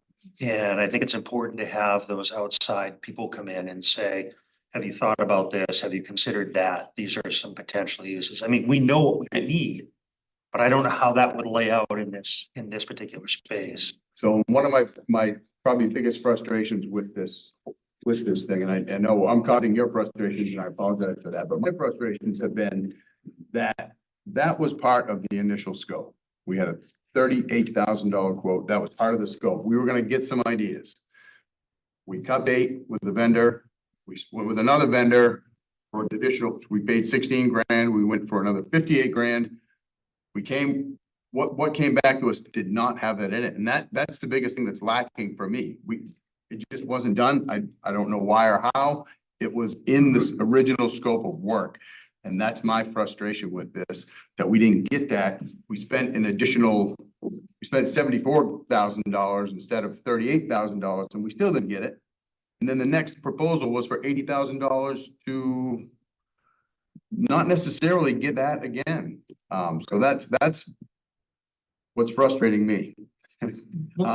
So I don't, and I think I feel like you and staff know your needs, and probably they're all pretty clearly defined here. What I don't want to spend another 30, 40,000, 80,000 to hear us, to have someone come in and tell us you can use this space or you can't use this space. That just seems like something that as a town, we could do. Maybe I'm all wet. No, not, again, not to push back against you, but honestly, no. When you look at trying to combine space needs and the calculations with that and the code requirements and conceptually think about how we would compartmentalize this space to make it work, and then what we would use for footage, how do we install fire alarm systems and sprinkler heads and all those other things. What you see here may not represent what's needed in the new space, and that requires some pretty extensive plan review and those types of things. It sounds really simple, and I know what you're saying. I share the same frustrations with you, because on the first scope of work, like you were talking about with Port City, we were supposed to have a lot of that information come forward. And it didn't, and I know that I wasn't privy to all of that. I know there was some wrangling with it. But it didn't come forward, and I don't know what happened in this second process. We were kind of more support than anything else. But I can tell you as Rob said, and I think we've said right along, what you need for evaluation and calculations and understanding not only building code, but ADA compliance, life safety code, and all the other things, we don't have the capacity for in the town. Yeah, it strikes me that it's, we have to rely in our planning board and, when it comes to law enforcement, public safety, fire, we have to rely on experts. And that means there has to be, an engineer who understands all the different elements of the stuff. And it's not our place as a council, in my view, to, we have to set where we want to go. And I think we have to clearly articulate what we want from this analysis in terms of, and there's got to be a component where we look at, staying in the existing space and fixing immediate needs. There has to be an element of, what do we do with this space and seeing it and seeing what the numbers are and remodeling existing spaces and a build and comparing those three figures for us to look at. And I think, and this is the conversation we'll have, is that it has to be, I think it should be part of, and I hope others agree, but, we'll talk about it. It has to be part of a comprehensive look at the facilities we have, because we've got the number of reports we have on our existing facilities and things like that need to be looked at. And I'm hopeful that we can have a package that is comprehensive that we can present to the people of Orono, and to the extent that it needs to include a bonding component, have that piece to it. And I think that's the work we need to do if we're going to do it right. But if there's nothing to ask, if there's nothing urgent to ask in this budget, then I guess that's, that makes that simpler. But Sarah? Yeah, I mean, agreed. I'm glad that the immediate safety things are all getting taken care of. That puts my heart and mind a little bit at ease. I was curious on this memo that goes all the way back to 2021. If some of these things have already been resolved, it would be useful to know which. I saw some, and I just had questions about whether we could do them now to make your lives easier, but maybe they've already been done. I mean, I looked at things like fire pole fall safety, and I'm guessing no matter what we do to that building, we're not moving the fire pole somewhere else. So if that's something we could address now, if there is a fire pole fall safety, for example. Likewise, the hose, I know you guys talked, and it's in here also that it doesn't drain correctly, and I'm guessing the hose tower isn't going to be moved. That's a pretty big structural element. So some of those things, when I looked, I was like, maybe these could be addressed now, because I'm doubting that the hose tower is moving or that the fire pole is moving. I understand for the police, it's different. It's mostly a space need.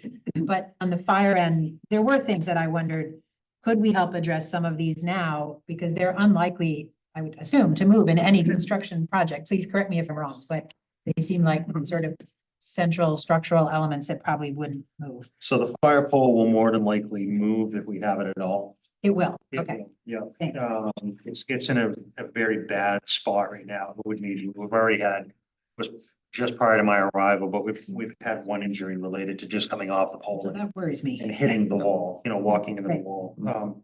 The other thing about the hose tower drainage system is the drain from that goes down into the ceiling of the police department and then exits out to the street from there.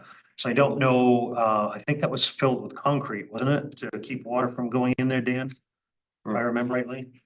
So that would be a relatively significant overhaul to make that happen. Little things like lighting, I don't know if that's anything that would want to be taken on now, or that would be better to be a project later on. The whole purpose behind that was we have to have lights on all the time. So thinking economically and more environmentally friendly, that would be a way that we would go.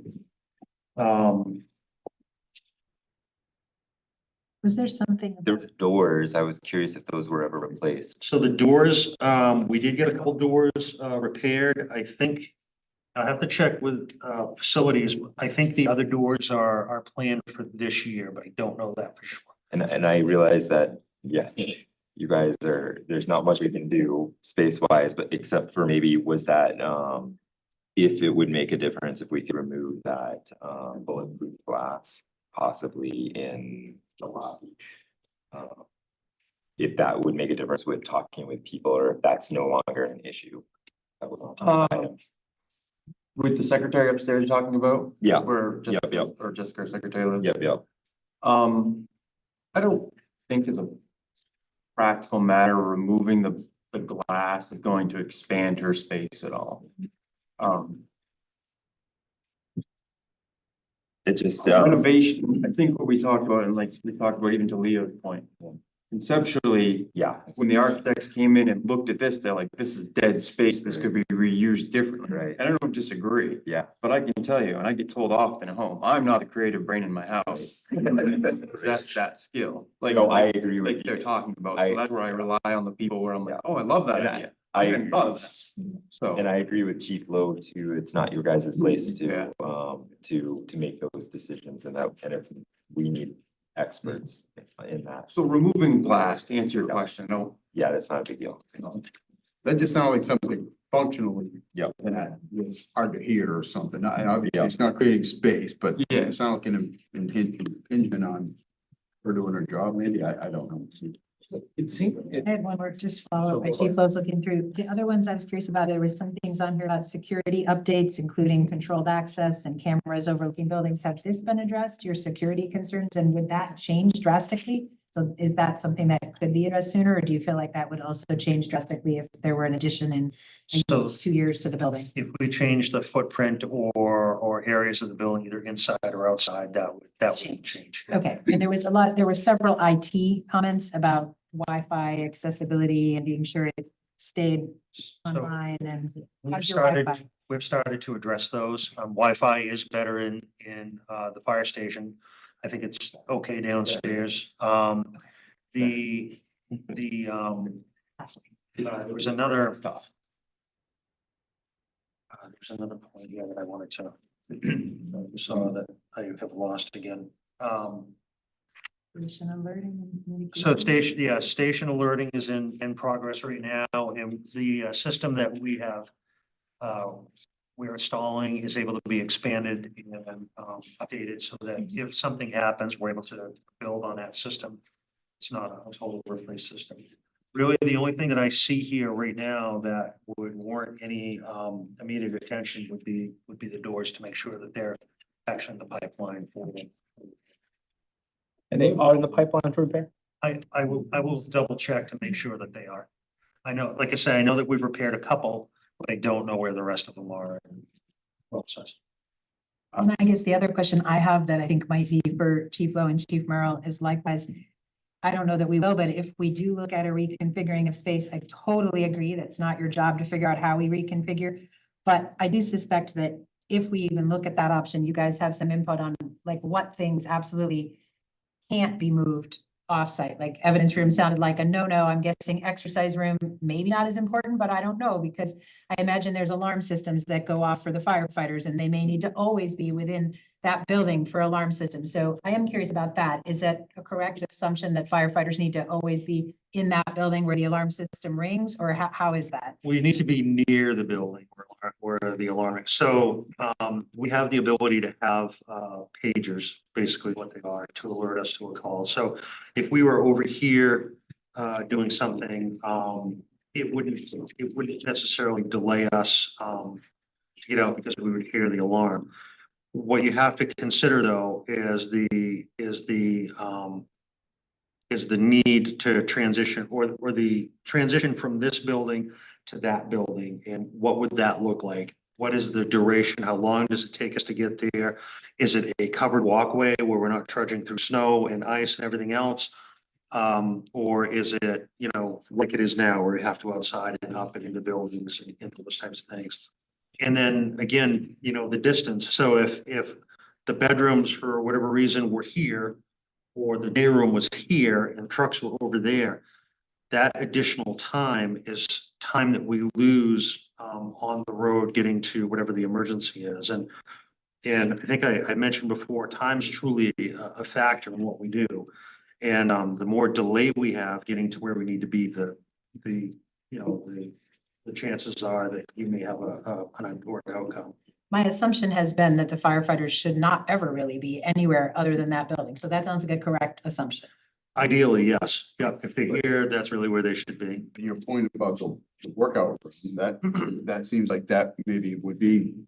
I don't know. It sounded like not to me. It sounded like that's Sounded like still not. not over there. So, I mean, Ideally in that building. I mean, like I said, if you're really gonna be whole hog and combining buildings and everything else, I mean, for the limited amount of time you spend in a weight room, I think that's something that we can do, but to actually relocate most of our living facility or anything like that over here would not be advisable. And I was curious about even seeing what it would be to put a wall and wall in up that weight room that's up there and separate out the whatever's up there, the IT and I don't know what else is up there, but I mean, that to me seemed like a potential small enough thing to bite off that would make life better, but maybe that's not critical.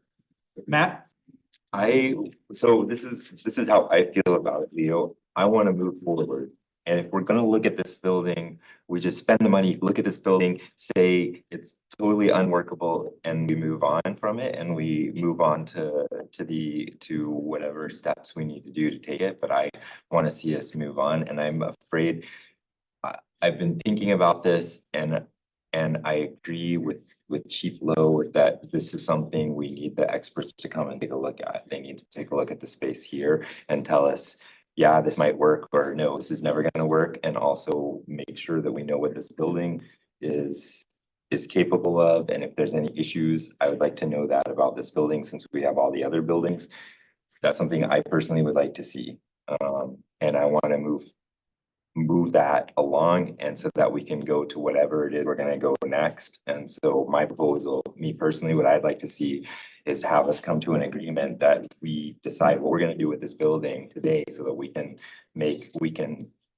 vote on it next week. And some people may say no, some people may say yes, but we move on as a council and we look at this building, we have somebody come in, really assess it, really assess what the people are using this building for, whether there's any other reconfigurations we can do. And then we've already got the assessments of the fire department, we got the police department, we've seen it, we know the issues that are there. And then after that, even if we have to spend the money, we spend the money, and then we make the decision from there, and we say, okay, we got to move on, but we need to move on. This is the time to move on. And I don't think we have the expertise in this room to do that without spending the money to do it. That's where I've come to thinking about it long and hard, because we need to have those somebody outside where we're not trying to make it work. They're not trying to make it work. So what we had on the table was a 30. 1.6. $26,000. That was the proposal for this building. That didn't do a fraction of what you just said. That was just a space, that No. was just look at space, right? That was, 43 to 48 was the estimate to do everything, in this building, which was not just needs assessment, the needs and existing conditions assessment, if that's what you're asking, Leo, which is so the two estimates we have on this building are 26.5 to do just the needs of people's spaces. And 43 to 48, which is not a formal proposal, it was an email that came to Rob, that Rob shared on with Cornell and Cornell shared on with all of us. But those are the two estimates that exist for this building, either 26.5 or somewhere between 43 and 48, which would do everything, all the systems, the electric and the HVAC and the structural and the everything. Those are the two. Definitely would want to see the scope of that document and be sure that we're actually gonna get something to do with the space. Or I'd even, whatever, I'm one of 6 here, 7, so, but I do not want to go through this again and be in the same position where I have no idea space-wise and they've come to us with nothing, so. Matt, do you want to put together? I mean, we have a meeting, we have a meeting on April 1st. Yeah. Do you, and then we have a meeting, that's a special council meeting, and we have a meeting, a regular meeting on the 8th. Do you want to put something together for us to have a discussion with? On, I mean, is that, are on, people willing to, is Matt? You mean Matt's offered next to, what's that? Next week? Yeah, so we have So- something to look at, and I mean, it's gonna be detailed, so we look at it, have a conversation about it. And then if we agree, we move it forward to the April 8th. We're gonna obviously talk with staff. yeah, I'll have to talk for now. What would that be presented on exactly? Who they just, is that, So I think Yeah. this is how I see it. You guys tell me. I would have to try and I would look back at those emails, get what has been in the past, which may not be exactly what it is, at the price of looking at the engineering for this building and also space need. Make sure that those would be covered, and then we could have a discussion, well, and say, this is what it would cost in the past. And this is what we need to know so that we can move forward as a council and move on to either, yes, this will work, we can do some remodeling and space use, or no, that's not gonna work, and we need to consider some sort of building project to move on so that we can move on. do you think it shapes up as like an RFP where we ask the town to do an RFP to bring a vendor in, or do we, Sarah, I'm not familiar with I guess it's the February 22nd, 24 email. I'm not familiar with that. I know I saw it, but It's in the shared drive now, right? I had asked Yeah. if Cornell would add it, so it is now as of today in the shared drive. and is that what vendor was that? It's the same vendor, it's Sebago, There you go. giving us a general, but it's not an actual official proposal yet. It was emails with Rob about this is the range of what it would cost, 43 to 48 for this building. I mean, it just sounds like, I mean, if we want the full information on this bill, I mean, we know, it seems like the appetite of this council is to get a sense for this building before we make any moves around public safety. I mean, do we think we're gonna have all the information we would want from the 26, or should we just go for the full proposal for a full analysis of this, a full initial analysis of this building to decide whether or not it's feasible? And if it's not feasible to try to coordinate between these two, then just finally go ahead with actually getting more detailed proposals from the 80,000 that we were gonna vote on a few months ago.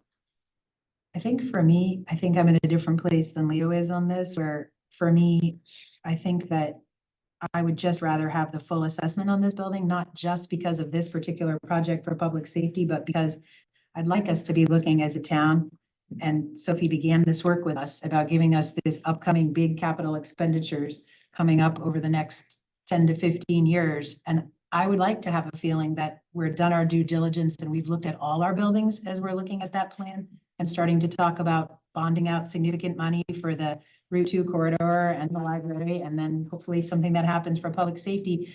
That's a lot of money, and I would feel better had we taken a look at everything in this building, structural as well as what facilities needs are. But that's me, and I know Leo feels differently, and you've talked about wanting to sequence it, but I also hear that, you know, there are multiple reasons to do this building, not just the public safety for me. Yeah, But I agree with Sarah. I'm interested in understanding this building holistically, as with all of our buildings, and I like what Dan said earlier about thinking about our space use as a town comprehensively, as we'll be having a new manager come on, starting a new comprehensive planning process, lots of you know, opportunities for big picture visioning. I also don't, for me, feel like that needs to hold, yeah, I'd be willing to entertain again a scope of work that's related to public safety renovations and use as part of, or like only slightly delayed from, an understanding of this building as well. I think that those two things can happen simultaneously.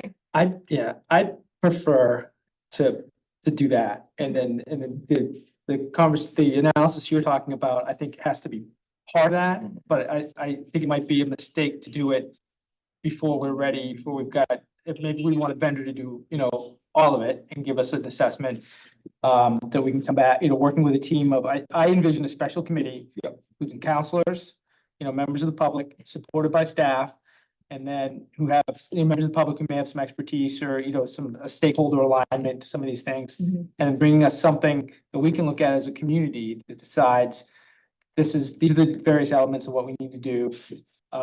Identify the need, and then we spend it in one comprehensive way. And ideally go back, you know, I think we've had discussions about whether these things go to voters or not in terms of bond.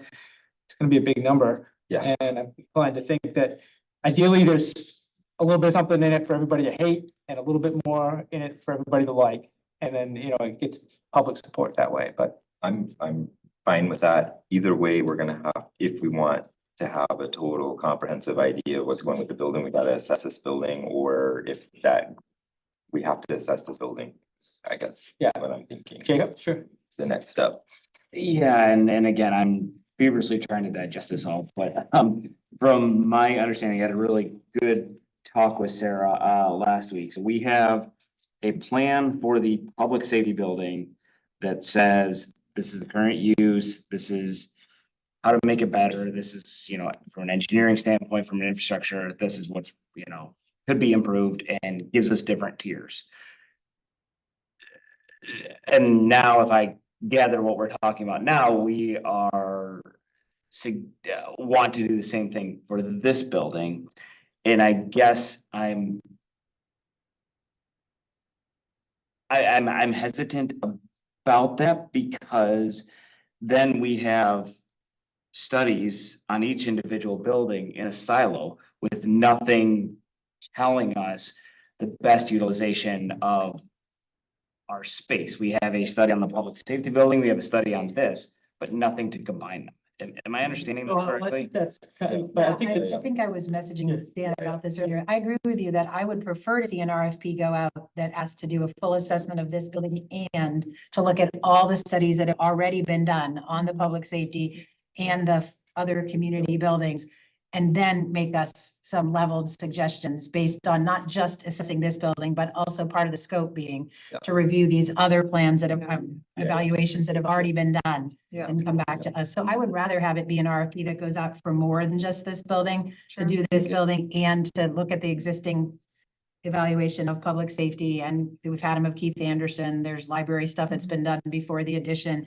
All the info is there, and it would be nice for the RFP to include someone looking at it all and coming back with some comprehensive suggestions. Agreed. My issue with doing the deep study on this building is that right now it's code compliant. You don't just go back and renew engineering on buildings that are old. This is older than that building. So I'm sure they could come through and find new codes that we're not meeting, but I mean, it's sprinkled, it's ADA compliant, all of that stuff is in place, so we can spend extra money to go and structurally, I mean, what can they come and tell us about, is this building not gonna be standing? I mean, they could. I'm not convinced I'd be swayed by it, but so we can spend all this extra money, and then if we end up doing nothing, if this isn't part of the equation, to solving our space issues, I hope we don't run around trying to fix codes that they've come up with that were out of compliance from, because it's changed to new codes. I mean, you don't do that with your build. I don't know who does that with their buildings, that run around and try and have engineering studies to come up with new projects to do on your buildings. Yeah, go ahead, Sarah. No, it's okay. I was just gonna say, I mean, I feel like maybe this is something we can resolve today, or maybe this is for next week. Because the other thing I'd like to say out loud is that I went back and I watched the meetings to where Rob was speaking and explaining to us about use of space. And I obviously can't speak for Rob, but I finally felt like, oh, I understood what he was trying to say when I watched it 3 times over. Where I do think there's an issue about if we are going to reconfigure spaces, if we were to move a certain amount of square footage from the police department directly into this room where we are all sitting right now, that is just a one-time remodel cost. They move in this one space that needs to be remodeled. But if we move them downstairs, we have to remodel that space, you know, half of the downstairs. We have to remodel half of the downstairs for them. And then we have to remodel this for whoever moved from downstairs upstairs. So it basically doubles the remodel square footage cost. Whereas if police operations move directly into this floor, it's a one-time remodel cost. So for me, I really watched them this afternoon. I finally went, aha, I think this is what the man has been explaining that I haven't been catching. And I want to think about that, because I think the question for me then becomes, are we talking about some locations of police things that could relocate to this room? And if not, I think the cost is going to be very comparable to the addition, and that changes the whole calculation for me. So for me, I'd like a week. I really just figured it out like 2 hours. I watched it 3 times and went, oh, I get it. I think I understood that part. So for me, I'd love the week for us to think about that and how maybe there are police functions that could move into this room. But so far, all I've heard us talk about was moving downstairs and relocating stuff upstairs. And I think that is a double cost to what at least I've been thinking, maybe not for the rest of you, but. So Yeah, please. that is a $26,000 engineering question to study the space for Right. town office I get and it. whether we can move. But what he said was, Council Powers talked about having that and the engineering for electrical, and so another 21,000 ready for April 8th. And then you talked about having a big committee that will go for a year. And then it was mentioned, we're gonna have an RFP for a firm to study all the plans and then come back with a recommendation. So I'm not exactly sure what you want for next Monday. And neither do we. That's And what I that's mean, the it's- we problem. need to And we talk, have we have to focus ourselves into an order that we can articulate in 100, all of this, we've got to be able to articulate it in 150 word order. And for you, so you can do, yeah. So if it's for me and staff to work with Council Powers for a I don't know. proposal. That's- Yeah, I don't think I that's think on we the gotta wait table. process. We're just way too off now. I don't Yeah, think we're so. way out there. I think we've got to decide what level we want to analyze this building at. Since it seems like the majority of us want to, I mean, I know that I've got an appetite to just get started with, like, give more detail on the public safety building that we initially tabled. But if we're going to be looking at this space, we need to be thorough about it. If we're talking about understanding it, so many things like topple other dominoes. If we're talking about just space use here, I mean, just if we're talking about moving this whole puzzle, and we need to have, I think, an engineer be doing an initial look at this. So, I mean, if we're going in that direction, I think we just need to commit to it so that we can finally understand, I mean, that side, but as Jacob brought up, we still won't have any like of what really Sarah is saying we would need, and I think you're right, that we would need that sort of overall, how does all this information come together? But if we're gonna wanna do that, we need to get that initial information then. So I don't know. And I guess we can't go back on this original Port City architecture, but number 5 was design the best concept for the remodel / addition of the new construction of the public safety facility, include conceptual site plan, floor plan, and 3D modeling. There's no mention of this office. No, but we don't have that anything from that side though either. Well, I think that, Nobody meeting their proposal. There's no mention of There's that. no mention of this facility, of this building, correct. But we were gonna get that for that building, which we didn't get. And that still bothers me. I think that proposal fell through, if that's the one I'm thinking about, because there was they drew plans for like creating a whole new public safety building or I something. mean, that's kind of where we're talking about now though, so I don't know what's the difference? That's sort of what they've come back with from Sebago, right? Sonia? Yes, Well, I mean, I think that it's probably important at this point in time to like understandable to be frustrated about things that didn't come to fruition in the past, but I think we like need to let that go, right? That is what I think we need for both of these buildings. Yeah. And so, I mean, I think Rob's making an assumption at this point in time that it's like, we have like a new counselor, so the calculus around how many folks might vote a certain way, if we wanted to go back to the proposal to see potential renovations in the public safety building, do we know what the votes would be on that at this moment in time? Because like Sarah's just expressed that her sort of mental calculus is a little bit different on this. And I think my feeling in mental calculus is a little bit different on it too, in the space of the vote that I took to table that. I hadn't revisited and thought about the information in a way that I felt like I could vote yes on it in good conscience. But I think I might actually vote yes on it if the vote were today. So we're not voting in this meeting, but like if we did have that proposal to spend $80,000 considering renovations of the public safety building, how would people vote on it? I think I'd vote yes. I would vote yes. Okay. But, you know, we've also talked in committee meetings before about which way we'd vote on this item a number of times, and then we get into the meeting and we change. Yeah. So I think we can't, sorry, what are you gonna say? No, I just, how. Why don't you go? Is there any public comment? Go for it. Please. Go ahead.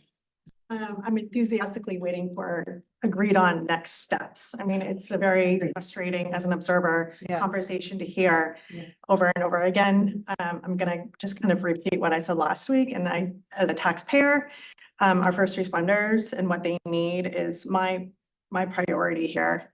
So it would be, I like some of the ideas that are being thrown out here, but it'd be great to kind of finally just kind of have some general consensus about next steps, whatever they may be. But like, there's already been like 3 or 4 different kind of suggestions here, and that's confusing. But again, for me as a taxpayer, their needs are my priority. Thank you. So I was gonna say, Rob, that oh, sorry, did you want to go, Leo? I was gonna say, so you're back on the $80,000 proposal? Is that right? I think I wanted to acknowledge that like Rob's assumption is not accurate, and I would vote yes on it today. And I did, I think in the span of that meeting, feel frustrated that back along like a year ago, various counselors had been like, can we think about this building? And that had never materialized, and council's will hadn't really been part of the conversation in a way that I felt heard or was able to participate. But also I'm like willing to let that go in the name of moving forward. And if that means like a clear next step is like, let's get this assessment done, then yes, I want to do that. And also I do want to take a really comprehensive look at all of our buildings and be thinking through on a high level, how are we going to be planning for the future? But that could be part of the comprehensive planning process as far as I'm concerned. I'm not like willing to hold up the works on what on a potential renovation project any longer. Yeah. So 2 things. Dan, I'm wondering if, unless we're going to resolve this now, we're at 7:10. I would really like us to try to resolve this next week about what we're doing and what direction we're moving forward as a council. I heard Cornell very clearly articulate, and I thought very well, there's been 4 different ideas Yep. put forth and at different levels. And I'm willing to volunteer if no one else wants to rewatch the tape and literally type up the 4 levels and put them all out to all of us so that we all come having really looked clearly at what those 4 things are and clear discussion next week about which of those 4 options we want to move forward on. For me personally, I think I heard when Rob was talking, I think I'm at a place where either number 1 or number 4 makes sense to me, and the in-between halfway steps don't very much. Like either we just move forward with the 80,000 on a police building, or we go all the way for a new RFP that does this building completely and looks at all of our building assessments and comes back with a comprehensive suggestions on all of them. The halfway in between things on 2 and 3 don't personally make any sense to me. So I'm kind of either at 1 or 4, but as I said, really literally just watched some tapes today and got some clear understandings. And I would like to say that I don't think it's fair to represent that as council being indecisive. I think that there were never actual concrete numbers given to us about those options, and that it took a lot of rewatching those tapes to go back and go, oh, there's that square footage. And if I add that and think, here's what he's talking about. And I do think for the future, we need to be clearer in our plans that, I'm not blaming any staff. I think the plan that came from the company didn't say, here's the square footage we're using to get this estimate, or even here's what the estimates are at each level, which is what Leo's talking about a bit. And I would like us to look at that going forward, but that's not something we need to litigate now. Yeah. So that is all I have to say. I think that's a very generous offer, and to the extent that someone wants to help you, kind of what those 1 to 4 are, I think that, and that's, for me, that's kind of been, a lot of this has been, how do we get to something that has consensus that we can all get behind? And it just, we've been split, and it hasn't been helpful. So to the extent that we can have them in front of us for, and I know we've got a couple, we've got trains next week, we've got affordable housing, and let's put this at the end, and if we exhaust ourselves with it, so we don't take up anybody else's time, and just kind of turn it into like a council workshop at that point, if that makes sense. And would it save any time? I mean, as far as the in-between options, does anybody feel strongly about those, or can we save Sarah some time in putting this stuff together and talk about either, are we going full force on sort of getting an overall assessment between the buildings, or just going for the 80,000? Or I know, Leo, you might have. Right, I'm 1, so that's fine, but, I've been agreeing with you for a lot of this, so. but we really need to, I think we need to look at and understand what that 80,000 consists of, just for the record, because. Then, I think that, let's do all 4 of them, Yeah. and then, but we're gonna push towards a vote in order, right? Because that's what staff wants too, right? Some kind of direction, clarity. Mitch does. I don't want to jump in here. Yeah. But we keep referring to the $80,000 thing that we didn't go with. Yeah. The only thing that I know is on the table, and correct me if I'm wrong, is the $27,000 assessment, right, Cornell? So we would have to go back to ask about the 80,000? Oh, it's from March 1st, Was the 80? 2023. Just to do the Safety. 3 levels. Right, I mean, but are they, I mean, we would have to go back. We would. So that might not be the exact number, Yeah. but I'm using it as shorthand for that level of needed analysis. I'm Yeah. just, if there was a decision made by April, Yeah, in the April meeting, that's 2 weeks away. yeah, So if you were gonna go back to the vendor, and find out what they were gonna cost. Yeah. That's a quick turnaround, that's all I'm. It was March 1st is when it was given to Okay, us. so maybe it's fine, but I just. I'm not gonna fret about them saying it's not 80,000 a month later. I don't think that was March 1st that was given to us. That was from a while back. That was the 80,000 was proposal on the several different levels for the public safety building alone. Let's just call it approximately. It was an I item think on our I see agenda. what you're saying, Mitch, that the amount could change, that what we would be asking for could change. Well, I think you did want to go back to the vendor. Yeah, Make sure but they're we really need to communicate what- to make sure that's all on the table. Yeah. I get it. And Sarah, I will help you with that since I obviously need a greater understanding of this. It's a good learning opportunity. That sounds great. awesome. Okay. Thanks, Jacob. Glass half full, like. And Cornell was saying, and he's correct, that proposal, the 80,000 was January. Cornell's saying, and I know because I looked at it today, so that 80,000 was January, some date in January. Okay, I've got a March 1st document in front of me, I'm looking at. all right, It's I got a think, blank. I think we've got next step for this item, and then we can move on. Is that, everyone ready? Okay. Thank you for the comment. Thank you for Anybody being being here, here tonight? both of you. Thank you. I'm sorry that I want, we are so frustrating and that this has taken so long, and also Oh. that is participatory democracy, and I want to move on. yep, we'll move on. I think we're all ready. All right, you're ready. Belinda, thank you for helping. Do we have a town manager update? Okay, I have a couple things, in the town council, in the chair report. One is, we got from, Connie Carter about Artsapalooza. And I wanted to ask if, and I know Sarah's talked to Connie briefly, does it make sense for us to try and find a bridge for Artsapalooza in terms of resources and volunteers and help the committee try and find the next generation, take on Artsapalooza 2.0? I know it's very late and maybe not a good time to have that conversation, but you got the That's what I email. was thinking as well. I'd like to try to do something because those are the kind of community activities that make Orono a good place to live. People seem to really highly value it, but maybe we can't talk about it tonight. Will, could we connect, at a bare minimum, connect Connie with the winner of our mini grant who was going to do a meeting of artists and ideas about community art, you know? I was thinking we could use our platform as the council to like sound the alarm Mhm. that Artsapalooza is on the ropes. Sure.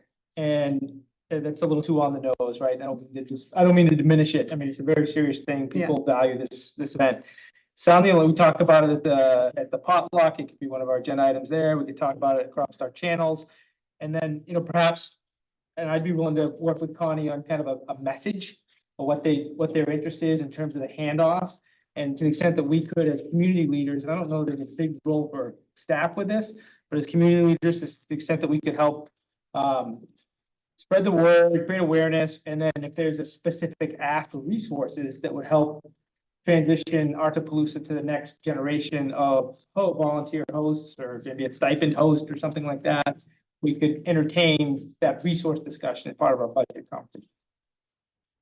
People okay with that? Sure. Okay. So you would talk to Connie and bring that something back to us is what you're saying? Yeah, in terms of like sounding the alarm, not creating awareness that Artsapalooza is not gonna happen this year unless the community, Yeah. we work together as a community to. I can do that if you want. You wanna do that? No, Kanye, if you want to do it. No, I don't want to do it at all. I'm happy for Dan or you or anyone else to do it. I guess I just wanted to be clear that Artsapalooza happens in June, which comes fast, and typically there'd be a lot of planning happening now. So whatever we're gonna do, I think needs to happen quickly Yeah. with a time deadline. And I also just sort of want to say, for my brief conversations with Connie, there's a couple pieces to Artsapalooza. Typically, they've done their own fundraising for funding that. And so my understanding is that's like about $4,000 or $5,000 that get raised. So that money would have to be found to run it this year. Either from private fundraising or in the budget. And then there's the separate question of all the volunteer hours that go into helping it run. And that's what you're talking about who might be a volunteer to step up. And or whether that might be stipended instead of volunteered, and that might mean that there might be more interest. It's a pretty big thing To that be those clear, volunteers do. we're So not gonna ask staff to take that on. no, I don't know, unless staff want to take that on. I'm not Hearing any clamoring in the background. But so my point is just that the time is important and that there is a monetary component to it beyond just finding somebody who might be willing to do that work either for free or for a stipend. So we can get just So- a detailed list from Connie of what the existing needs are that need to be filled that they don't already have capacity for. I think that's probably the simplest way for us to get a sense of, okay, what does council need to do? Or who do we need to find to take care of those things? What money needs to be raised as Sarah's raising? We can just get a detailed understanding from Connie. Just to be clear that I think what they're saying right now is, every need needs to be filled because Okay, yeah. it's gonna be our ask to them if they're even willing to train somebody to take it over. We don't even know for sure that they are at this point. Matt, you wanna- That is an ask. They have basically said, we are done. So, at this moment. So is that your understanding also, Yeah. Jacob? Yeah. Yep. Okay. Can you get us a report, you think by Friday? Like an email or Yeah, I something? can get you. Like guys a an blind email. copy of Yeah, all and I then will we'll. copy everybody about. I'll try and get it before that if I can. Okay. So that you guys can give me back if there's some questions that I Yeah. can come back with. Grateful for all the work they've done over all these years to host the event. Totally understand that, Yep. things wrap up and change, and to the extent that we can help identify, I think that's fantastic.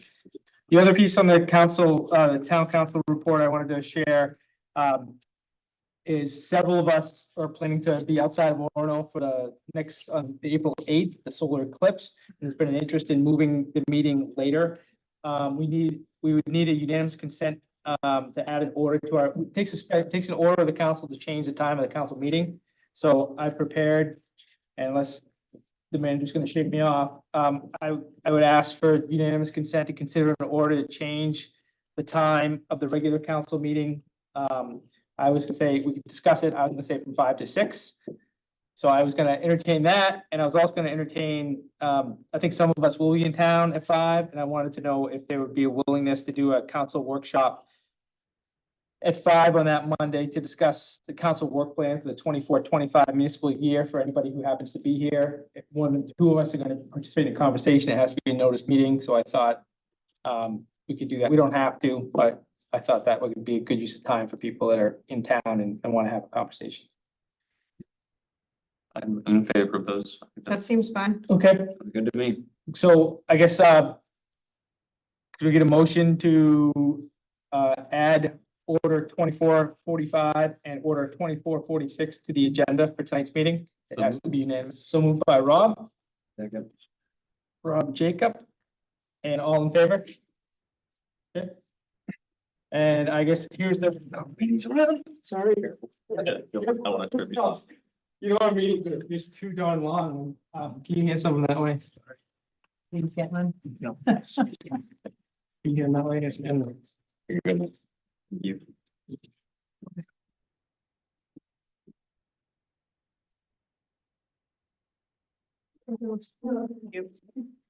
Got it? Oh, it's gone. Oh, wow.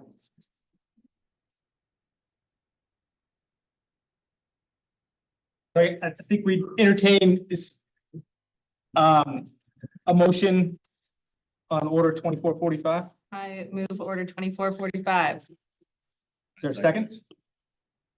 Sure, second. So. Any discussion? I'm jumping ahead, so maybe I shouldn't, but did we specify in our last vote what we would do at our council workshop? This, I know. Yeah, I'll talk about it when that comes up. Okay, but and is there a reason we settled on 6? At one point I heard 5:30. Is 6 when we think everyone can actually be back? Just seemed easier to make it a round number, but It's fine. I like it. Thanks. The way you can go to Holton if you want to instead of Lincoln. Okay. Yeah. All right, all in favor of order 2445, changing the time of the April 8th, 2024 regular council meeting from 5 PM to 6 PM. It's unanimous. Take a motion on, before we have a discussion, I'll take a motion on order 2446. So moved. Second.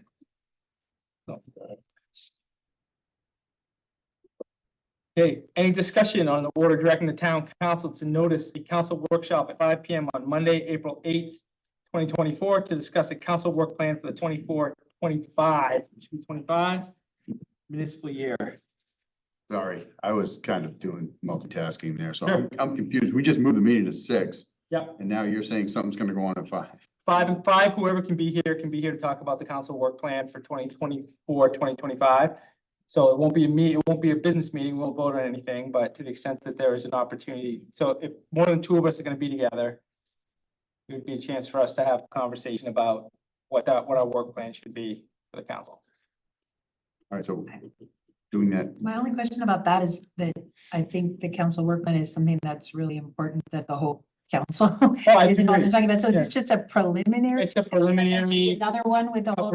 I would love to brainstorm with more than one person at a time once in a while. And if there's 3 or 4 of you that want to be here for it, or as you get back, you want to be here for it.